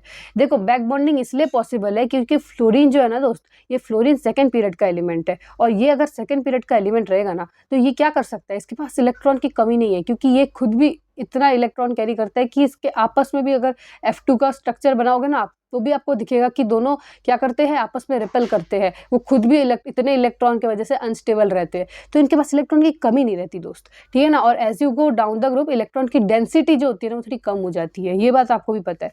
तो ये जो होता है ना, ये बहुत ज़्यादा इलेक्ट्रोनेगेटिव है, तो ये और बहुत ज़्यादा इलेक्ट्रॉन रिच भी है, उसके चलते वो इलेक्ट्रॉन डेफिशिएंट वाले को इजीली दे देता है। वेराज BF4 को अगर आप देखोगे, ठीक है ना, BF4 को अगर आप देखोगे BF4 में क्या होता है ना, यहाँ पे ना BF4 माइनस लिखा हुआ है यहाँ पे। इसका मतलब पता है क्या है दोस्त, इसका मतलब ये है कि BF4 जो है ना, इसमें जो बोरॉन है वो अभी इलेक्ट्रॉन डेफिशिएंट नहीं है। इसमें माइनस का मतलब पता है क्या है, कि बोरॉन का जो पूरा ऑर्बिटल है ना ऑलरेडी फिल्ड है, तो इसको कोई बैक बॉन्डिंग की ज़रूरत नहीं है, ठीक है। अब ऑर्बिटल फिल्ड कैसे है, ऑर्बिटल फिल्ड कैसे नहीं है, वो चीज़ आपको बाद में समझ में आई जाएगी, जब आप पूरे एग्जाम्पल्स को पूरा कंप्लीट कर लोगे ना तब आपको पता चलेगा। अब बात कर लेते हैं BCl3 के बारे में। BCl3 में अगर आप देखोगे तो आपको दिखेगा कि जो बोरोन है ना वो किसके साथ अटैच है, क्लोरीन के साथ अटैच है। अब क्लोरीन जो है वो सेकंड पीरियड या थर्ड पीरियड का होना चाहिए, तभी बैक बॉन्डिंग पॉसिबल है। आपको पता है कि क्लोरीन जो है ना वो थर्ड पीरियड का एलिमेंट है, तो वो इजीली क्या कर सकता है, बोरॉन को ना अपना इलेक्ट्रॉन दे सकता है। दैट्स वाई यहाँ पे बैक बॉन्डिंग जो है वो पॉसिबल है। अगर आप CCl4 को देखोगे ना, तो CCl4 में आपको पता है कि जो कार्बन है ना दोस्त, वो कार्बन ऑलरेडी स्टेबल है, उसके पास ना फुल्ली फिल्ड ऑर्बिटल्स है, उसके पास इलेक्ट्रॉन डेफिशिएंसी नहीं है जैसे कि बोरॉन के पास है। तो इससे ना आपको ये पता चल रहा है कि क्लोरीन हो या ना हो, भाड़ में जाए, फ्लोरीन हो या ना हो, आपको भी पता है कि यहाँ पे कुछ भी हो, यहाँ पे जो है बैक बॉन्डिंग नहीं होगी, क्योंकि यहाँ पे कोई भी वैकेंट ऑर्बिटल नहीं है दोस्त, ठीक है ना। आगे बात कर लेते हैं हम लोग SiCl4 के बारे में। SiCl4 में आपको दिखेगा Si और दूसरा दिखेगा Cl4। अगर आप सेंट्रल एटम को थोड़ा सा ध्यान से देखोगे ना तो आपको पता चलेगा कि Si जो है ना वो सेकंड पीरियड का एलिमेंट है, और सेकंड पीरियड के साथ बैक बॉन्डिंग शो हो सकता है। समझ में आ रहा है आपको? आई एम सॉरी, ये थर्ड पीरियड का एलिमेंट है, ये Cl4 भी थर्ड पीरियड का एलिमेंट है। तो थर्ड पीरियड और थर्ड पीरियड में भी बैक बॉन्डिंग हो सकता है, पर अगर मैं इन दोनों के बीच में कंपेयर करूँ कि किसका बैक बॉन्डिंग ज़्यादा है, तो आपको ही पता है कि सेकंड थर्ड पीरियड में थोड़ा ज़्यादा रहता है as compared to third period से। तो जितना डाउन द ग्रुप जाते रहोगे उसमें ना बैक बॉन्डिंग की जो कैपेसिटी है ना वो डिक्रीज करती जाएगी। इस बात को भी आप याद रखना, ठीक है ना। कभी कभार ये भी क्वेश्चन में आ जाता है। आपको एक और एग्जाम्पल दिखाती हूँ, NSiH3 और NCH3CH3। अब देखो यहाँ पे आपको नाइट्रोजन दिख रहा है, जहाँ जो कि किसके साथ कनेक्टेड है, SiH3 के साथ। इसका मतलब क्या है, देखो Si जो है ना दोस्त, ये Si में Si जो है वो सेकंड पीरियड का एलिमेंट है। आपको ऐसे चेक करना है जिस तरह से मैं आपको बता रही हूँ। अब मैं जिस तरह से आपको ऐसे एग्जांपल समझाते वक्त आपको जो रीज़न बता रही हूँ ना, उस रीज़न को भी आपको एग्जाम में अप्लाई करना है। जब आपको ऐसे क्वेश्चंस दिखेंगे कि मैं किस तरह के रीजंस आपके सामने प्रेजेंट कर रही हूँ, आप खुद के दिमाग से कुछ भी एक रीज़न मत निकाल लेना, ठीक है ना। अच्छा, तो यहाँ पे अगर आपको SI दिया हुआ है तो SI जो है वो थर्ड पीरियड का एलिमेंट है, और NiN जो है ना वो सेकंड पीरियड का एलिमेंट है और सेकंड पीरियड के एलिमेंट्स के पास लोन पेयर की कोई कमी नहीं रहती। तो सेकंड पीरियड का हमेशा यही फ़र्ज़ बनता है कि वो इलेक्ट्रॉन डेफिशिएंट यानी कि जो थर्ड पीरियड के एलिमेंट्स है उसको डोनेट कर दे, ठीक है ना, क्योंकि थर्ड पीरियड के एलिमेंट में थोड़े से कम इलेक्ट्रॉन्स की प्रेजेंस होती है as compared to second period के एलिमेंट से। That's why they can easily donate electrons and form back bond through back bonding. And अगर आप NCH3 को देखोगे तो आपको पता है दोनों सेकंड पीरियड के हैं, पर CH3 जो होते हैं वो ऑलरेडी इनमें फुल्ली फिल्ड ऑर्बिटल्स होते हैं, तो इनका जो ऑर्बिटल है उसमें कोई वैकेंसी होती नहीं है, तो ऑब्वियसली यहाँ पे कोई बैक बॉन्डिंग दिखेगा नहीं। ये वाला एग्जाम्पल थोड़ी देर बाद बताऊंगी मैं, क्योंकि अच्छा इसी का एग्जाम्पल है, आई एम सॉरी, तो इसी को अभी बता देती हूँ मैं फिर। देखो यहाँ पे क्या हो रहा है, यहाँ पे बैक बॉन्डिंग हो रही है, यहाँ पे बैक बॉन्डिंग नहीं हो रही है। इससे आपको क्या पता चल रहा है? इससे आपको एक बात तो पता चल रहा है, देखो क्या पता चल रहा है यहाँ पे, देखो जहाँ पे बैक बॉन्डिंग हो रही है वहाँ पे क्या हो रहा है और जहाँ पे बैक बॉन्डिंग नहीं हो रही है वहाँ पे क्या हो रहा है, ध्यान से देखोगे ना तो आपको पता चलेगा। अब देखो आपको पता है कि जो आप जो ये हाइब्रिडाइजेशन लिखते हो ना, ये हाइब्रिडाइजेशन किससे देख के लिखते हो? ये आप हाइब्रिडाइजेशन आता कहाँ से? आप मुझे एक बात बताओ, हाइब्रिडाइजेशन को लिखने का तरीका कहाँ से आप लेके आते हो? जब आप स्टेरिक नंबर को फाइंड आउट कर लेते हो ना, तभी आप हाइब्रिडाइजेशन का पता लगा सकते हो। पता लगा सकते हो कि नहीं? अच्छा, अब स्टेरिक नंबर आप किस तरह से कैलकुलेट करते हो? स्टेरिक नंबर में आपका पाई बॉन्ड भी I am sorry, steric bond में आपका सिंगल बॉन्ड भी आता है, कैलकुलेट किया जाता है, और लोन पेयर को भी कैलकुलेट किया जाता है। पर अगर कोई बंदा अपना लोन पेयर ही डोनेट कर दे तो उसका स्टेरिक नंबर कम नहीं हो जाएगा? ऑफ कोर्स उसका स्टेरिक नंबर कम होगा, और जिसका स्टेरिक नंबर कम होगा उसका हाइब्रिडाइजेशन कम नहीं हो जाएगा? ऑफ कोर्स उसका हाइब्रिडाइजेशन कम होगा। तो वही चीज़ यहाँ पे देखने को मिल रहा है कि ये अपना अगर लोन पेयर डोनेट कर देगा तो इसका स्टेरिक नंबर कम हो जाएगा, उसके चलते इसका हाइब्रिडाइजेशन भी sp3 से sp2 हो जाएगा। इससे आपको क्या पता चल रहा है? इसका ज्योमेट्री भी चेंज हो जाएगा। क्या हो जाएगा उसका ज्योमेट्री? ट्रायगोनल प्लेनर हो जाएगा, वेयरएज इसका जो ज्योमेट्री है वो क्या होगा? Tetrahedral geometry. आगे बात कर लेते हैं BF3 की और NSiH3 की। तो अगर आप इन दोनों के ज्योमेट्रीज आई एम सॉरी इन दोनों के ज्योमेट्रीज को नहीं, अगर आप इन दोनों के हाइब्रिडाइजेशन को देखोगे तो आपको क्या पता चलेगा?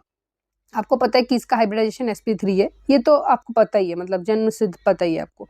और आपको पता है पहले बिफोर, ये B मतलब बिफोर है, आफ्टर मतलब A, मतलब लोन पेयर से पहले, लोन पेयर से पहले मतलब बैक बॉन्डिंग से पहले, बैक बॉन्डिंग से पहले इसका हाइब्रिडाइजेशन क्या था? इसके ऊपर एक लोन पेयर हुआ करता था, तो उसके चलते नाइट्रोजन का sp3 हाइब्रिडाइजेशन था। अगर आपको चेक करना है तब चेक कर सकते हो, आपको भी पता है कैसे चेक करते हैं।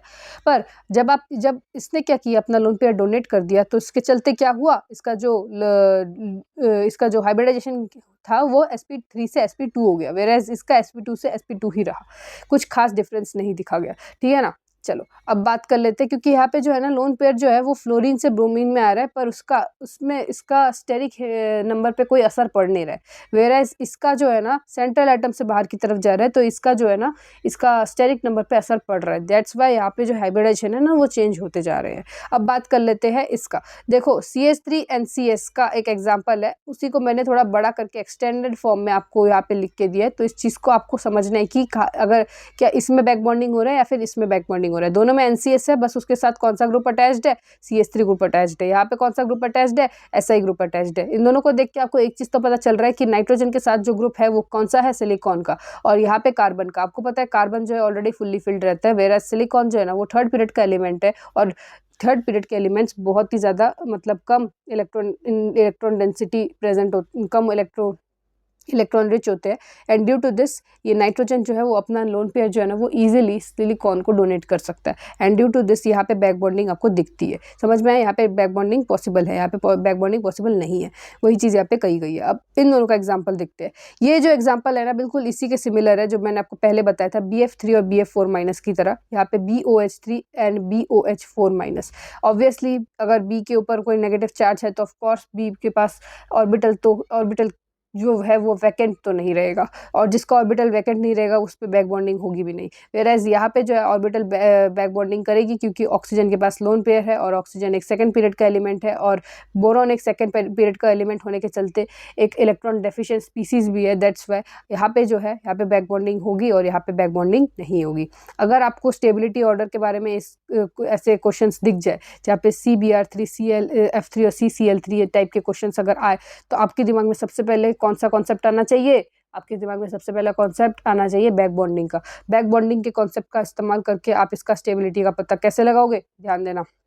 अब जो यहाँ पे ब्रोमीन है, यहाँ पे फ्लोरीन है, यहाँ पे क्लोरीन है, यहाँ पे आपको क्या चीज़ दिख रही है? देखो फ्लोरीन में ना कोई वैकेंट, कार्बन के ऊपर नेगेटिव चार्ज। आपको भी पता है कि कार्बन जो है ना एक फुल्ली फिल्ड ऑर्बिटल होता है, मतलब वो अपने नेचुरल स्टेट में ही फुल्ली फिल्ड ऑर्बिटल रहता है, और उस पर अगर आपने नेगेटिव चार्ज डाल दिया, इससे तो आपको ये तो पता चल रहा है कि कार्बन तो भाई बहुत ही ज़्यादा इलेक्ट्रॉन रिच हो चुका है, ठीक है ना। इसके पास ऑलरेडी पैसा है और उसके पास और पैसा आ रहा है, तो वो रिच नहीं होगा। तो वही चीज़ यहाँ पे बताई गई है। अब आपको इससे क्या पता चलेगा, देखो अब जिसके पास इलेक्ट्रॉन रिच है वो क्या करेगा, वो सोचेगा कि कोई इलेक्ट्रॉन पुअर वाला या फिर कोई इलेक्ट्रॉन डेफिशिएंट स्पीसीज मेरे साथ रहे, जिसको मैं थोड़ा सा डोनेट कर सकूँ अपना पैसा, ठीक है ना, अपना इलेक्ट्रॉन। तो वही जो कार्बन है यहाँ पे, ये किसके साथ अटैच्ड है, Br3 के साथ अटैच्ड है। यहाँ पे कार्बन जो है वो Cl3 के साथ अटैच्ड है, यहाँ पे कार्बन जो है वो फ्लोरीन के साथ अटैच्ड है। आपको अब मुझे एक बात बताओ, ये फ्लोरीन जो था ये BF3 के साथ जब अटैच था तब वो क्या कर रहा था, तब वो डोनेट करने का काम कर रहा था। तो यहाँ पे वो क्यों ही चाहेगा कि ये इस कार्बन से इलेक्ट्रॉन को मांग ले। ऑफ कोर्स ये मतलब इसने कहीं पे दान किया है, तो ऑफ कोर्स ये फ्लोरीन जो है वो रिच तो होगा ही, कहीं ना कहीं तो रिच होगा ही। तो ये नहीं चाहेगा कि ये किसी और रिच बंदे से कुछ इलेक्ट्रॉन्स एक्सेप्ट करे अपनी ओर। तो इसमें जो है ना, इसमें कोई वैकेंट ऑर्बिटल नहीं है, तो इसमें कोई बैक बॉन्डिंग नहीं होगा। वेराज CCl3 में और CBr3 में आपको एक चीज़ दिखेगा कि ये जो CCl3 और Br3 है, ये थर्ड पीरियड के एलिमेंट्स है, जो कि थोड़े से इलेक्ट्रॉन डेफिशिएंट रहते हैं as compared to second period के एलिमेंट्स है। और अगर सेकंड पीरियड के एलिमेंट्स में नेगेटिव चार्ज दिख गया तो वो और भी ज़्यादा इलेक्ट्रॉन डेफिशिएंट हो जाते हैं उनके कंपैरिजन में, और इसके चलते बैक बॉन्डिंग तो होती है। पर आपको पता है बैक बॉन्डिंग जो होती है ना, as we go down the group क्या होती है, घटती रहती है। तो यहाँ पे बैक बॉन्डिंग आपको थोड़ी कम दिखेगी, वेयर यहाँ पे आपको बैक बॉन्डिंग ज़्यादा दिखेगी। पर आपको ये दिमाग में सवाल आ रहा होगा कि CCl3 के बाद तो CBr3 लिख देना चाहिए, तो आपने CF3 क्यों लिखा। तो याद रखना कि पहले सेकंड थर्ड के बीच में क्या होगा, बैक बॉन्डिंग होगा।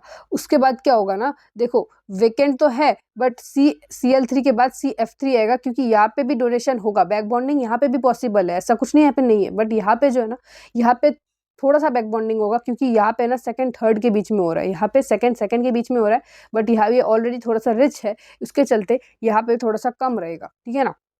और उसके बाद जो है ना, ये फोर्थ पीरियड का है, तो फोर्थ पीरियड को ना हम बहुत ही ज़्यादा लास्ट प्रायोरिटी में रखते हैं। भले ही ये वाला मतलब शो करे या ना करे, इसको हम पहले रखेंगे और इसको कम रखेंगे, क्योंकि ये इतना लीस्ट दिखाता है ना बैक बॉन्डिंग, आपको समझ में भी नहीं आएगा कि मतलब बैक बॉन्डिंग हुआ भी है कि नहीं इसमें, ठीक है ना। तो वो चीज़ जो है वो चीज़ यहाँ पे दिखती है, यहाँ पे नहीं दिखती बैक बॉन्डिंग, तो इसलिए इसको थोड़ा सा पहले रखते हैं हम इन दोनों के। तो ये है इनका स्टेबिलिटी ऑर्डर, ठीक है ना।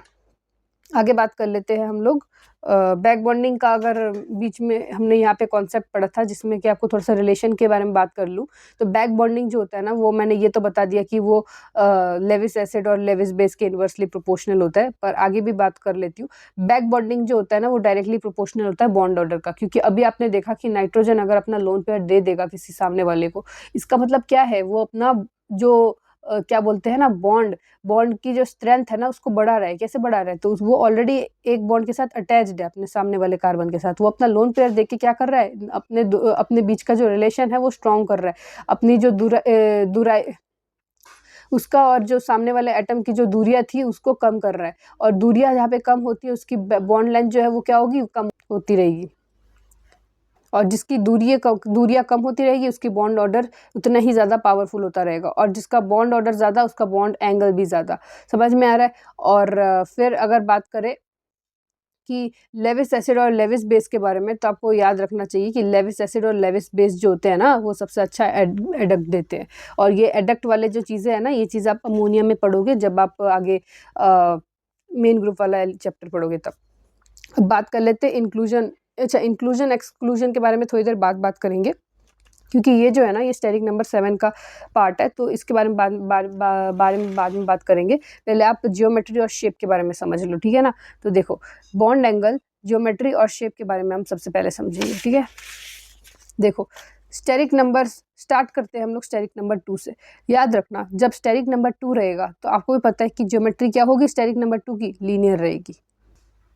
स्टेरिक नंबर 2 की जो ज्योमेट्री है वो क्या है, लीनियर है। स्टेरिक नंबर 3 अच्छा 3 यहाँ पे मैंने नीचे लिखा है।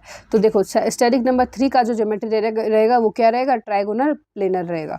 स्टेरिक नंबर 4 का ज्योमेट्री क्या रहेगा, टेट्राहेड्रल। इन सब के ज्योमेट्री को तो आपको याद करना ही है, और जब आप इसको बार बार याद करोगे ना तो ये आपके दिमाग में वैसे ही बैठ जाएगा। अब तो मेरे लिए जैसे ये जो ज्योमेट्री और शेप के क्वेश्चन है ना, ऐसे बेबी डॉल वाले क्वेश्चन है, मतलब इजीली सॉल्व हो जाने वाले क्वेश्चन है, ऐसे हलवा लगता है मुझे तो, पर और आपको भी ये लग सकता है। पर इस ऐसे क्वेश्चन पता है बच्चा कब फंसता है, जब आप बार बार रिवाइज भी कर लोगे ना, तब भी आप पता है कहाँ पे फंसोगे सबसे ज़्यादा, आप फंसोगे जब आपको एक्सेप्शंस दिए जाएंगे, तब आप नहीं कर पाओगे चीज़ों को सॉल्व। तब आपको समझना होगा कि इसके एक्सेप्शंस भी बहुत ज़्यादा इंपॉर्टेंट है, ठीक है ना। तो चलो बात कर लेते हैं स्टेरिक नंबर 2 के बारे में। तो स्टेरिक नंबर 2 का ज्योमेट्री क्या होता है, लीनियर होता है। स्टेरिक नंबर 2 का ज्योमेट्री क्या होता है, लीनियर होता है। इसे याद रखो एक एक चीज़ का। स्टेरिक नंबर 3 का ज्योमेट्री क्या होता है, ट्रायगोनल प्लेनर होता है।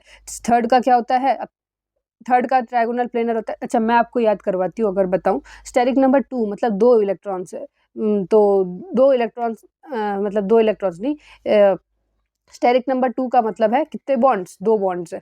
तो 2 बॉन्ड्स अगर आप अरेंज करोगे तो ऑफ कोर्स दोनों एक दूसरे के एंटी में होंगे। तो एंटी में मतलब क्या, दोनों के दोनों लीनियर शो करेंगे। देखो यहाँ पे एक एटम है, इसके इस लेफ्ट साइड में एक बॉन्ड है, राइट साइड में एक बॉन्ड है, तो दोनों क्या दिखा रहे हैं, एक लीनियर नेचर शो कर रहे हैं। तो यहाँ पे क्या होगी, इसकी ज्योमेट्री लीनियर होगी। देखो स्टेरिक नंबर 3 है, मतलब 3 बॉन्ड्स है। आपको भी पता है कि अगर आप कहीं पे 3 बॉन्ड्स बनाने की कोशिश करोगे और मोस्ट स्टेबल वाला 3 बॉन्ड बनाओगे, तो आपको कैसा वाला बनाना पड़ेगा, ऐसा वाला बनाना पड़ेगा 3 बॉन्ड, मर्सिडीज वाला। तो इससे आपको एक चीज़ तो पता चल रहा है कि तीनों जो है वो 120 डिग्री में है, थोड़े स्टेबल भी दिख रहे हैं। तो ये चीज़ क्या है, ट्रायगोनल प्लेनर, मतलब ये तीनों को एक ही प्लेन में रखा जा सकता है, that's why they are planar also. तो इसको हम क्या बोलते हैं, जिसका स्टेरिक नंबर 3 रहता है उसको हम ट्रायगोनल प्लेनर बोलते हैं। अच्छा टेट्रा नाम से आपको पता है कि स्टेरिक नंबर 4 जो है वो टेट्रा नाम पे बहुत अच्छे से मैच करता है, सूट भी करता है, that's why geometry of steric number 4 is tetrahedral. आगे बात कर लेते हैं। मैंने इसका ट्रिक भी एक बार बताया था जब मैं कॉलेज में नहीं पढ़ती थी, तो आप वो वाला ट्रिक भी देख सकते हो, पर मैं तो आपको स्पेशली वो ये बोलूँगी कि आप उसको याद ही कर लो, आप ट्रिक को मत देखो, क्योंकि मैंने इस वीडियो में उससे ज़्यादा अच्छा एक्सप्लेन किया है, क्योंकि मेरे पास तब उतना नॉलेज नहीं था और अभी मेरे पास बहुत अच्छा नॉलेज है, तो अभी मेरे को कोई दिक्कत नहीं है चीज़ों को बताने के लिए। तो चलो बात करती हूँ मैं स्टेरिक नंबर 4 को। अगर मैं स्टेरिक नंबर 4 की बात करूँ तो याद रखना टेट्राहेड्रल तो होता है, पर उसमें ना शेप्स अलग अलग होते हैं, ठीक है ना। शेप अलग बात है, ज्योमेट्री अलग बात है। मैं आप लोगों को अब बस ज्योमेट्रीज ही पढ़ा रही हूँ पहले, फिर मैं आपको शेप के बारे में बताऊंगी। स्टेरिक नंबर 5 के बारे में बात करते हैं दोस्त। याद रखना कि जब स्टेरिक नंबर 5 आता है ना आपके सामने, तब आपका जो ज्योमेट्री है ना उसके 2 भाई निकल के आते हैं। एक होता है ट्रायगोनल बाइपिरामिडल, जिसको आप टीबीपी बोलते हो, और दूसरा है स्क्वायर पिरामिडल। याद रखना ट्रायगोनल बाइपिरामिडल जो है ना वो DZ स्क्वायर वाले केस में होता है, और square pyramidal DX square y square के केस में होता है। बहुत बार कभी कभार क्वेश्चन में पूछ लिया जाता है आपको कंफ्यूज करने के लिए, और आप कभी कभार डर भी जाओगे, आप कर भी नहीं पाओगे। तो आपको याद रखना पड़ेगा कि मतलब आपसे कुछ नहीं पूछेगा ज्योमेट्री में, बस इतना पूछ लेगा कि भाई टीबीपी जो है ना, ट्रायगोनल बाइपिरामिडल, किस ऑर्बिटल का पार्ट है, बस ये बता दो। बस आप बता पाओगे, नहीं बता पाओगे, क्यों, क्योंकि आपको पता ही नहीं है, आपने याद करी नहीं है। आपको बस इतना पता है कि मेरे को बस सारे स्टेरिक नंबर के ज्योमेट्री याद करने हैं, शेप याद करने हैं, कौन सा डी का पार्ट कहाँ पे है वो भाड़ में जाए। ऐसे नहीं चलेगा, आपको पूरा का पूरा याद करके रखना है, ठीक है ना। आपको मैं सारी की सारी इन्फॉर्मेशन मैं इसी में आपको प्रोवाइड करूँगी, आपके पास थियोरेटिकल नॉलेज की कोई कमी नहीं रहेगी, ये मेरा आपसे वादा है। पर आप जितना हो सके उतना ज़्यादा क्वेश्चन प्रैक्टिस पे भी फोकस करिए, ठीक है। अच्छा आगे बात कर लेते हैं स्टेरिक नंबर 6 ऑक्टाहेड्रल, ठीक है ना, ऑक्टागन है ना, ऐसे याद करते हो ना आप, ऑक्टाहेड्रल। अच्छा 7 8 के बारे में बात करते हैं। अभी आपने स्टेरिक नंबर 5 में पढ़ा था टीबीपी मतलब ट्रायगोनल बाइपिरामिडल। यहाँ पे क्या होता है, पीबीपी मतलब पेंटागोनल बाइपिरामिडल। देखो ट्रायगोनल नाम से पता चल रहा है 3, ट्राई और बाइपिरामिडल। ट्राई मतलब 3 और बाय मतलब 2, तो 3 और 2 क्या होता है, 5 होता है। यहाँ पे पेंटागोनल मतलब यहाँ पे 5 और बाय पिरामिडल मतलब 2, 5 और 2 मतलब क्या होता है, 7। तो यहाँ पे स्टेरिक नंबर 7 में पेंटागोनल बाय पिरामिडल, और स्टेरिक नंबर 5 में ट्राइगोनल बाय पिरामिडल। अच्छा अब बात कर लेते हैं लास्ट वाला स्टेरिक नंबर, जो कि है हमारा स्टेरिक नंबर 8। स्टेरिक नंबर 8 में क्या होता है, sp3d वाला हाइब्रिडाइजेशन होता है, और एक कन्वर्टेड वाला होता है, ठीक है। अच्छा इसमें भी आपको दो तरीके के ऑर्बिटल्स दिखेंगे, DX स्क्वायर वाई स्क्वायर, एक है DZ स्क्वायर। याद रखना DX स्क्वायर वाई स्क्वायर जो होता है ना वो स्क्वायर एंटी प्रिज्मेटिक वालों के लिए होता है, और जो DZ स्क्वायर होता है वो डोडेकाहेड्रल ज्योमेट्री वालों के लिए होता है। अब याद रखना एक और बात, आपको याद कैसे रखना है? देखो, आपने एक चीज़ यहाँ पे नोटिस करी होगी कि टीबीपी में आपने dx स्क्वायर वाई स्क्वायर जहाँ पे भी पढ़ा है वहाँ पे स्क्वायर वाला वर्ड यूज़ हुआ है। तो यहाँ पे याद रखना है कि स्क्वायर पिरामिडल जो है वो dx स्क्वायर वाई स्क्वायर के लिए है, यहाँ पे स्क्वायर एंटी प्रिज्मेटिक है, बस थोड़ा सा डिफरेंस कर दिया गया है यहाँ पे, ठीक है। यहाँ पे एंटी प्रिज्मेटिक, यहाँ पे क्या, यहाँ पे स्क्वायर पिरामिडल। कभी कभार आपको प्लेनर बोल के भी डराया जा सकता है, क्योंकि मुझे पता है मैं इनका माइंड पढ़ सकती हूँ। इनका काम है कि हमको थोड़ा सा ना उलझा के रखना। आप खुद मतलब शॉक में हो जाओगे कि आपको करना क्या है, आप स्क्वायर प्लेनर गलती से कर दोगे। आपके पास ऑप्शन रहेंगे, आपको आता सब कुछ होगा, आप दो ऑप्शन के बीच में फंस जाओगे, जैसे केबीसी में होता है ना, वो दो दो ऑप्शन के बीच में फंस जाना और फिर लास्ट में तुक्काबाजी करना। तो वो चीज़ आपको याद रखना है कि आपको क्या करना है, आपको इसका नाम अच्छे से याद रखना है, स्क्वायर पिरामिडल के स्क्वायर पिरामिडल। और क्यों, क्योंकि पिरामिडल होगा क्योंकि ये स्टेरिक नंबर 5 का है और यहाँ पे पिरामिड चलता है, यहाँ पे कोई प्लेन नहीं चलता, ठीक है ना। आगे बात कर लेते हैं हम लोग एक एक करके, एक एक का स्टेरिक नंबर का शेप के बारे में, ठीक है ना। तो देखो, स्टेरिक नंबर 2 का तो कोई शेप होता नहीं है, क्योंकि इसमें कोई आपको देखो शेप कब चेंज होता है, ये चीज़ बहुत इंपॉर्टेंट है, ये बात भी बहुत ज़रूरी है आपको जानना। स्टेरिक नंबर 2 में नहीं होता, स्टेरिक नंबर 3 में आपको देखने को मिलेगा। पर आपको ये बता दूं कि स्टेरिक नंबर ये शेप कब चेंज होते हैं चीज़ों के। देखो, शेप तब चेंज होता है, देखो पहले हमारा देखो, हम तो मान के चलते हैं कि 3 बॉन्ड होगा तो भाई 3 ही बॉन्ड होगा, कोई लोन पेयर नहीं होगा। पर स्टेरिक नंबर जब 3 बिना किसी लोन पेयर के होता है ना, जैसे कि यहाँ पे है कि 3 सिग्मा बॉन्ड है पर यहाँ पे कोई लोन पेयर नहीं है, तो इसका मतलब क्या है कि ये जो है ना, ये इसकी जो शेप है और इसकी जो ज्योमेट्री है, दोनों के दोनों सेम है, इसमें कोई दिक्कत नहीं है। वेयर एज अगर आपने कोई स्ट्रक्चर देख लिया और वो स्ट्रक्चर जो है वो जो स्टेरिक नंबर जो है वो 3, वो अगर लोन पेयर के दम से बना है, यहाँ पे जैसे लोन पेयर के दम से बना है वो चीज़, तो उसमें जो शेप है ना वो ज्योमेट्री से थोड़ा चेंज हो जाएगा। समझने की कोशिश करो, मतलब आप खुद के बल से किसी कॉलेज में गए और आप माँ बाप के बल पे किसी कॉलेज में गए, तो आप में और उस बंदे में नॉलेज का तो थोड़ा बहुत डिफरेंस रहेगा ही ना। तो वही चीज़ यहाँ पे बताई गई है, मतलब उसको बस मैं ऐसे एग्जांपल ही बता रही हूँ, उसको भी इतना सीरियसली मत लो चीज़ों को।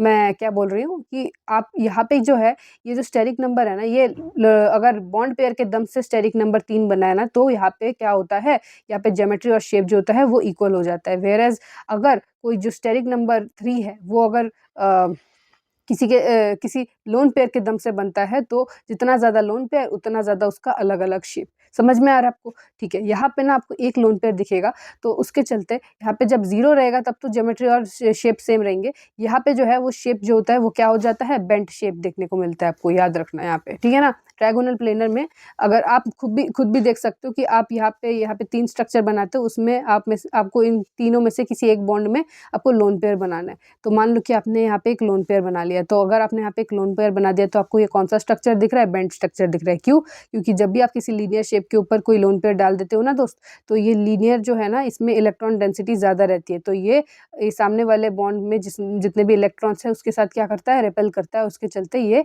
थोड़ा सा टिल्ट हो जाता है नीचे की तरफ। तो वो चीज़ यहाँ पे दिखाई गई है कि वो बेंट शेप का होता है। इतना तो आपके पास नॉलेज होना चाहिए यार, आप 12th क्लास के स्टूडेंट हो चुके हो ऑलरेडी, तो आपके पास 12th क्लास का एक्सपीरियंस भी है। तो चलो बात कर लेते हैं टेट्राहेड्रल के बारे में। तो टेट्राहेड्रल में shape is equal to geometry, क्योंकि ये जो स्टेरिक नंबर है ये बॉन्ड्स के दम से बन के आया है। अगर कोई एक लोन पेयर जो है वो मिलके एक स्टेरिक नंबर 4 बनाता है, ठीक है ना, 3 सिग्मा बॉन्ड और एक लोन पेयर, तो उसका क्या होता है जब शेप, ट्रायगोनल पिरामिडल। और अगर लोन पेयर 2 है तो उसका शेप क्या है, बेंट और वी शेप। ये कैसे याद रहेगा आपको, याद करना जैसे कि आपके पास क्या बोलते हैं, आपको मैंने अभी टेट्राहेड्रल बताया। देखो टेट्राहेड्रल में क्या होता है ना, ये वाला शेप होता है। आप टेट्राहेड्रल को ऐसे शेप में भी लिख सकते हो, और टेट्राहेड्रल का शेप जो होता है ना, वो एक प्लेन में नहीं रहता है, एक इधर होता है, एक इधर होता है, एक इधर होता है, एक इधर होता है। मतलब कि मेरे कहने का मतलब है ऐसा होता है, ठीक है ना, और सबके एंगल बिल्कुल सेम होते हैं, पर उसको आप ऐसे भी लिख सकते हो। समझ में आ रहा है आपको मेरी बात, याद रखो। तो इसका जो शेप है टेट्राहेड्रल वो सेम रहेगा, पर इसका शेप क्या होगा, ट्रायगोनल पिरामिडल। मतलब इसमें से किसी एक बॉन्ड पे अगर आप लोन पेयर डाल दो तो ये बन जाएगा आपका। समझ में आ रहा है? देखो बन गया कि नहीं। तो यहाँ पे आपको क्या दिख रहा है, यहाँ पे 3 दिख रहे हैं आपको, तो यहाँ पे इसलिए ट्रायगोनल यूज़ किया गया है, और पिरामिड भी दिख रहा है एक, तो इसलिए ट्रायगोनल पिरामिडल का वर्ड यहाँ पे इस्तेमाल किया गया है। आगे देखो बेंट शेप। बेंट शेप मतलब इन चारों में से किसी 2 को आप क्या करो, दोनों में लोन पेयर डाल दो, तो दोनों में लोन पेयर डाल दोगे तो ये और भी बेंड हो जाएगा, तो ये 2 लोन पेयर और 2 सिग्मा बॉन्ड क्या बनाते हैं, एक बेंड शेप बनाते हैं। तो ऐसे भी आप याद कर सकते हो चीज़ों को। आगे बात कर लेते हैं स्टेरिक नंबर 5 के बारे में। स्टेरिक नंबर 5 का हमने यहीं पे बनाया था टीबीपी। तो टीबीपी का स्ट्रक्चर कैसा होता है, ऐसा होता है, ठीक है। आगे बात कर लेते हैं।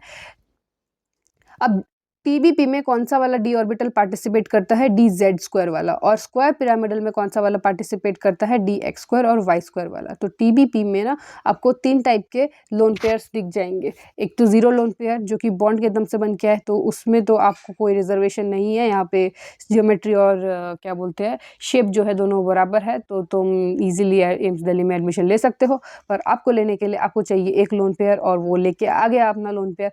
अब आपका जो शेप है और ज्योमेट्री है वो डिफरेंट रहेगा, तो उसको कैसे याद करना है, तो अब समझो मेरी बातों को। अब यहाँ पे क्या है ना, अब अगर एक लोन पेयर आया ना, तो चलो यहाँ पे एक लोन पेयर बना के दिखाती हूँ मैं आपको। जब यहाँ पे एक लोन पेयर आता है ना दोस्त, यहाँ पे क्या होता है ना, ये वाली जो चीज़ है ना, ये देखो मैंने यहाँ पे लोन पेयर बनाया। यहाँ पे अगर मैंने लोन पेयर बना दिया ना, तो यहाँ पे आपको दिखेगा कि ये जो चीज़ है ना, ये 2 हाथ और 2 पैर नहीं है दोस्त। इसको देख के अगर इसको मैं अगर इस तरह से टिल्ट कर दूँ ना हॉरिज़ॉन्टली, तो आपको ये सीसॉ स्ट्रक्चर देखने को मिलेगा। सीसॉ मतलब वो आपके पास झूला होता था ना, एक साइड में एक मोटा आदमी बैठता था, एक साइड में पतला वाला, और पतला वाला हवा में ही रहता था और मोटा वाला नीचे रहता था, तो वो वाला सीसॉ वाला। तो आगे बात कर लेते हैं हम लोग ट्राइगोनल बाइपिरामिडल के बारे में, ठीक है ना। तो यहाँ पे क्या करना है, 2 लोन पेयर डालना है। तो चलो यहाँ पे अगर मैं दो लोन पेयर डालती हूँ, ठीक है ना, यहाँ पे फिर आपको कौन सा वाला स्ट्रक्चर देखने को मिलेगा। तो अगर आप यहाँ पे 2 लोन पेयर डालोगे, तो यहाँ पे आपको क्या दिखेगा, ये देखो आपने यहाँ पे 2 लोन पेयर डाला, तो यहाँ पे आपको वो चीज़ अच्छे से नहीं दिखेगी। मान लो कि ये दोनों टांगों पे मैंने लोन पेयर डाल दिया, तो आपको कौन सा शेप देखने को मिल रहा है, यहाँ पे टी शेप देखने को मिल रहा है। कौन सा शेप, टी शेप, क्योंकि मैंने इसके दोनों टांगों में लोन पेयर ऐसे डाल दिए, तो ये आपको टी शेप देखने को मिल रहा है। तो यहाँ पे आपको क्या होगा, टी शेप देखने को मिलेगा। और ये चीज़ जो है ना, ये मैं बस बोल सकती हूँ, पर इसको बार-बार रिवाइज़ करने के बाद ही आपके दिमाग में ये चीज़ें जा सकती है। नहीं तो आप इस वीडियो को देखने के बाद आपके दिमाग में नहीं बैठेगा ये चीज़, मैं अभी भी क्लेम करके बता सकती हूँ। आपको 2-3 बार तो रिवाइज़ करना ही पड़ेगा, क्योंकि लोन पेयर के साथ-साथ शेप भी चेंज हो रही है, तो थोड़े बहुत तो आपको शेप खुद से भी याद करना है। और अगर 3-3 लोन पेयर आ गए, ये 2 लोन पेयर नहीं है, यहाँ पे 1 लोन पेयर नहीं है, ये 3 लोन पेयर है। अगर 3 लोन पेयर, अगर 2 ही बॉन्ड है, आपको भी पता है 2 ऊपर एक नीचे, और तो वो जो बॉन्ड है ना तो बेंड रहेगा, ना तो पूरा बेंड, ना तो वी रहेगा, तो वो एक ही जगह पे रहेगा। तो मतलब वो जो है वो लीनियर शेप दिखाएगा। समझ में आ रहा है।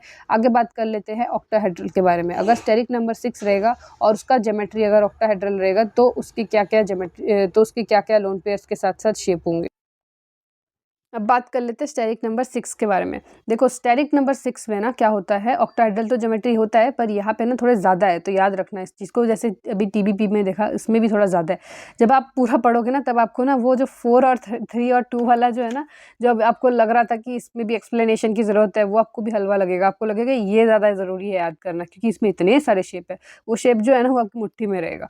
तो ऐसा ही है कि जितना आप हार्ड पढ़ते जाओगे ना, उतना आपके लिए सामने जो आपने पहले पढ़े थे, जो आपने थोड़े से कम पढ़े थे, वो चीज़ आपको थोड़ी ईज़ी लगने लगेंगी।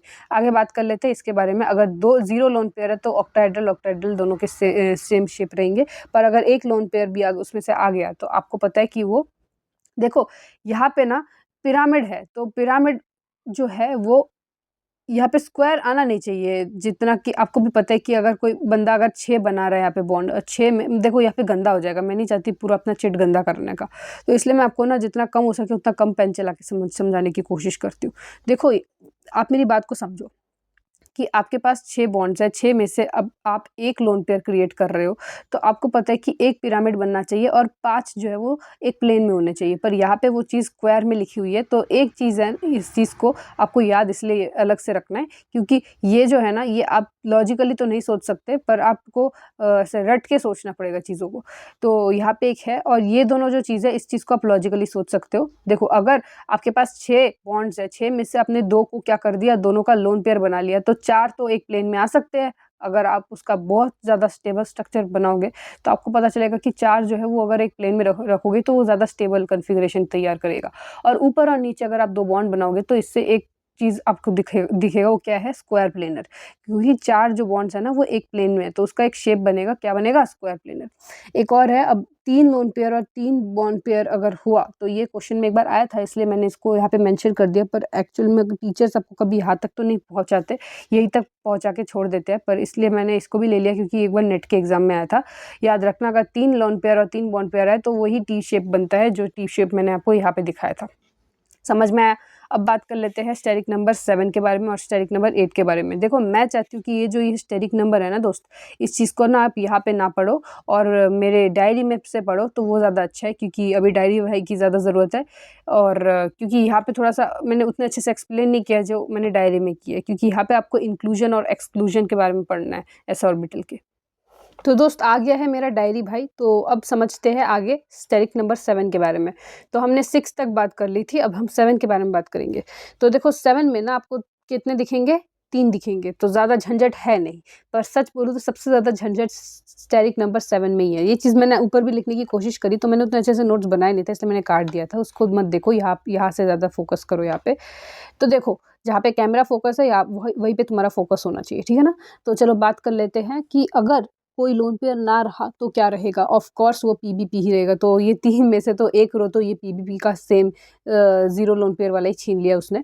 अब बात कर लेते हैं, अगर 6 लोन पेयर रहे, ये बात ना ध्यान से सुनना, मैं बता रही हूँ, सीरियसली बता रही हूँ, ये वाला पार्ट बहुत इंपॉर्टेंट है। मेरे भी एग्जाम में आया था, मैंने खराब कर दिया अपना एग्जाम, मैं आपको बता रही हूँ, आप बिल्कुल भी गलती मत करना। मेरे एग्जाम में क्या आया था वो मैं बाद में बताऊंगी, पहले ये समझ लो कि 6 अगर सिग्मा बॉन्ड है और एक लोन पेयर है, ठीक है ना, अगर ऐसा स्ट्रक्चर दिखे, अगर कहीं किसी का भी, अगर आप वो कर रहे हो, स्टेरिक नंबर निकाल रहे हो किसी भी स्ट्रक्चर का, और अगर आपको ये दिखे ना, तब आप तभी याद रखना कि इसके 2 भाई लोग हैं। क्या, कौन है? 2 भाई लोग हैं, एक है p3d3 कॉन्फ़िगरेशन, एक है sp3d3 कॉन्फ़िगरेशन। तो यहाँ पे आपको क्या डिफरेंस दिख रहा है? यहाँ पे आपको दिखेगा कि यहाँ पे s नहीं है और यहाँ पे s है। तो अगर जहाँ पे s नहीं है उसमें क्या हुआ है, x जो है वो एक्सक्लूड किया गया है, और जहाँ पे s है वहाँ पे s क्या है, इंक्लूड किया गया है। उसी चीज़ को यहाँ पे बताया गया है। तो यहाँ पे क्या है, ज्योमेट्री जो होगा ना, यहाँ पे जहाँ पे s नहीं दिख रहा आपको, जो यहाँ पे s नहीं है, तो वहाँ पे क्या है, p है, d है, और p कितने हैं, 3 है, d कितने हैं, 3 है, तो दोनों को ऐड करोगे तो कितने हैं, 6 है चीज़ें। तो यहाँ पे 6 बन रहे हैं आपके, ठीक है ना। अगर 6 अगर आपको दिख रहे हैं, मतलब कि यहाँ पे आपको ज्योमेट्री क्या दिख रही है, ऑक्टाहेड्रल दिख रही है, और यहाँ पे आपको 7 चीज़ें दिख रही है, ठीक है ना। तो यहाँ पे 7 बॉन्ड के चलते ये जो है ऑक्टाहेड्रल तो है, पर वो डिस्टॉर्टेड है, मतलब उसका जो शेप है वो पूरा टूटा फूटा है। तो यहाँ पे डिस्टॉर्टेड ऑक्टाहेड्रल, और यहाँ पे क्या, ऑक्टाहेड्रल सिमेट्री दिख रहा है। तो यहाँ पे जो एस है वो कहाँ गया फिर, मतलब ऐसा तो नहीं हो सकता कि जो एस है उसको हमने ऐसे ही निकाल दिया, उसका कुछ ना कुछ तो लॉजिक हो गई।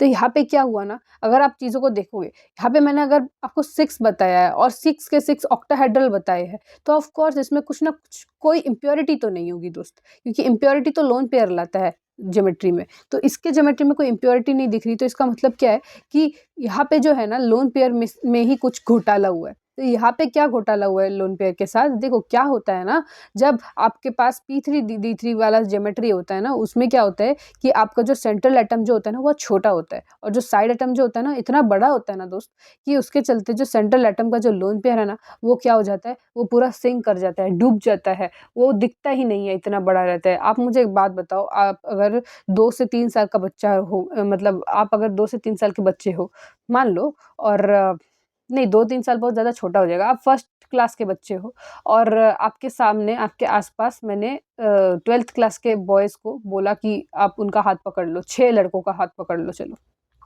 ऐसे हाथ पकड़ लो 6 लड़कों का, ठीक है ना। तो अगर 6 लड़कों का आपने हाथ पकड़ा, तो आप आपके साइड में अभी पूरे 6 लड़के घिरे हुए हैं, तो आपकी जो शक्ल है वो, आप अब कोई बंदा दूर से आएगा तो वो आपकी शक्ल को देख पाएगा? अगर वो बंदा दूर से आएगा ना, उसको बस क्या दिखेगा, वो 12th क्लास के वो वही 6 लड़के दिखेंगे जो कि साइड में प्रेजेंट है आपके। तो इसका मतलब क्या है कि आप एक सेंट्रल एटम हो, जो जिसका कि जो अस्तित्व है वो क्या हो गया है, वो चीज़ डूब चुकी है, तो वो नहीं दिख रही वो चीज़। तो आपको समझने की ये ज़रूरत है कि मतलब जो अंदर जो लोन पेयर है ना सेंट्रल एटम का, वो क्या है, वो सिंक कर चुका है, उसके चलते जो लोन पेयर है वो निकल चुका है। तो इसलिए ये बात बताई गई है कि यहाँ पे एक्सक्लूजन हुआ है एस ऑर्बिटल का। तो इसके एक्सेप्शंस है कुछ, जो क्या है, SbCl6। ये जो बता रही हूँ ना एक्सेप्शन, यही ज़्यादा इंपॉर्टेंट है। क्यों? क्योंकि मेरे क्वेश्चन में ना 6 3 प्लस ऐसे 3 माइनस आया था, ऐसा क्वेश्चन आया था, ठीक है ना। Cl की जगह पीएच का इस्तेमाल किया गया था, पर मेरे को पता था, मेरे को आता था, मतलब मुझे आता था कि मतलब हाँ इधर तो कुछ ना कुछ हुआ है चेंज। पर मैंने क्या किया, मुझे ऐसा लगा कि भाई Cl वाला होता है एक्सेप्शन में, पीएच वाला नहीं होता। पहले बता देती हूँ, Sb दिखते ही आपको साइड वाला एटम देखना है, अगर वो पीएच भी रहा ना तो भी वहाँ पे एक्सक्लूजन होगा एस ऑर्बिटल का, और इसके चलते इसकी जो ज्योमेट्री होगी वो क्या होगी, p3d3 होगी, और वो क्या की होगी, ऑक्टाहेड्रल ज्योमेट्री होगी। याद रहेगा। अच्छा, अब SbCl6 3 माइनस, SbBr6 3 माइनस, अच्छा TeCl6 2 माइनस, TeBr6 2 माइनस। यहाँ पे ना मैंने Br नहीं लिखा, B लिखा, वो तो मेरी गलती हो गई, यहाँ पे याद रखना, यहाँ पे Br होगा, ठीक है ना। तो इसका मतलब आपको पता चल चुका है कि कहाँ पे क्या आने से आपको क्या लगाना है। और एक और एग्जाम्पल है जो कि बहुत लोग याद नहीं कर जाते और फिर वो वहाँ पे जाके धोखा खाते हैं, वो क्या है, Brf6 माइनस। ये एक एक्सेप्शन है जिसका जो साइड एटम है वो क्या है, छोटा है, और हमने कंसेप्ट में पढ़ा था साइड एटम बड़ा होना चाहिए, तो ये चीज़ एक एक्सेप्शन है। बाकी सब में तो आपको दिख ही रहा है कि क्लोरीन ब्रोमीन जो होते हैं इनके साइज बहुत बड़े होते हैं। तो ठीक है, तो चलो आगे बात कर लेते हैं हम लोग। अगर लोन पेयर एक प्रेजेंट हो तो क्या होगा, आई एम सॉरी, जो लोन पेयर है वो वन लोन पेयर जो है वो अगर यहाँ पे प्रेजेंट हो तो क्या होगा, मतलब यहाँ पे इंक्लूजन ऑफ एस ऑर्बिटल हो तो क्या होगा, तो वहाँ पे डिस्टॉर्टेड ऑक्टाहेड्रल होगा। और इसका कुछ ऐसा एज सच कुछ खास एक्सेप्शन और एग्जांपल है नहीं, तो आपको सरदर्दी उठाने की कोई ज़रूरत नहीं है। अब बात कर लेते हैं अगर दो लोन पेयर हुआ तो याद रखना, अगर दो लोन पेयर हुआ और 5 सिग्मा बॉन्ड हुए तो आपको बिना किसी शक के आपको इसमें पेंटागोनल प्लेनर लगाना है, और ये लॉजिकली भी सही है। मतलब आपको 5 बॉन्ड्स बनाने हैं जिसके ऊपर की 2 लोन पेयर्स होंगे, एक ऊपर और एक नीचे, और ड्यू टू दिस ये जो 5 बॉन्ड्स होंगे वो एक ही प्लेन में रहेंगे, क्योंकि लोन पेयर सब में मतलब ये एक स्टेबल कॉन्फ़िगरेशन को दर्शाता है।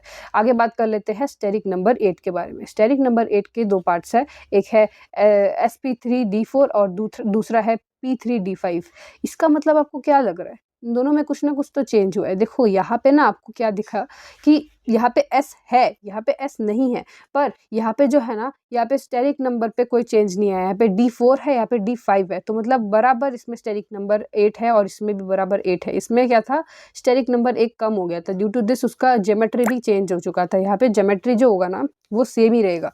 किसके सेम रहेगा, इसी के सेम रहेगा। यहाँ पे स्क्वायर एंटी प्रिज्मेटिक है ना, वैसे यहाँ पे भी स्क्वायर एंटी प्रिज्मेटिक रहेगा। अभी आपको मैंने कुछ देर पहले ही बताया था कि इसमें इसके 2 भाई रहेंगे, एक DZ² और DX²Y², और उसमें भी DX²Y² जो होंगे वो दिखते ही आपको स्क्वायर वाला वर्ड आपके दिमाग में आ जाना चाहिए, और स्क्वायर यहाँ पे क्या होगा, एंटी प्रिज्मेटिक वाला होगा। और यही जो ज्योमेट्री है, ये चीज़ आई एम सॉरी, यही जो शेप दिख रहा है ना आपको, ये शेप जो है ना, देखो इसको ना ज्योमेट्री ही बोलते हैं, ठीक है ना, इसको शेप नहीं बोलते, इसको ज्योमेट्री भी आप बोल सकते हो। तो यही जो ज्योमेट्री है ना, इस ज्योमेट्री को आप यहाँ पे भी लिख सकते हो, ठीक है ना। तो दोनों का ज्योमेट्री बिल्कुल सेम रहेगा। पर एक बात याद रखना कि दो डेकाहेड्रल का एक एग्जाम्पल है जो कि है MOCN8 4-, ठीक है।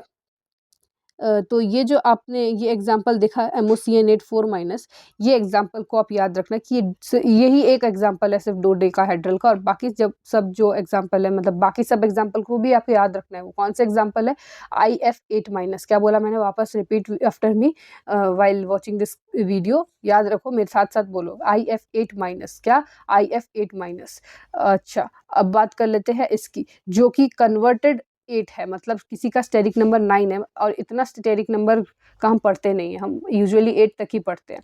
तो अगर स्टेरिक नंबर 9 रहा तो याद रखना कि उसको आप कन्वर्ट कर सकते हो 8 में, जिसका कि ज्योमेट्री सेम ही रहता है। तो उसका एक एग्जांपल है XEF8, यहाँ पे माइनस था, यहाँ पे 2-। समझ में आ रहा है आपको मेरी बात। अच्छा, अब बात कर लेते हैं हम लोग, आई थिंक हमने इन सब के बारे में बात कर ली। DBP DZ² में क्या होता है और स्क्वायर पिरामिडल होता है, ऑक्टाहेड्रल में क्या होता है नहीं होता, ये सब हमने बात कर ली। तो चलो इसके साथ साथ हमारा खत्म होता है ज्योमेट्री का पोर्शन।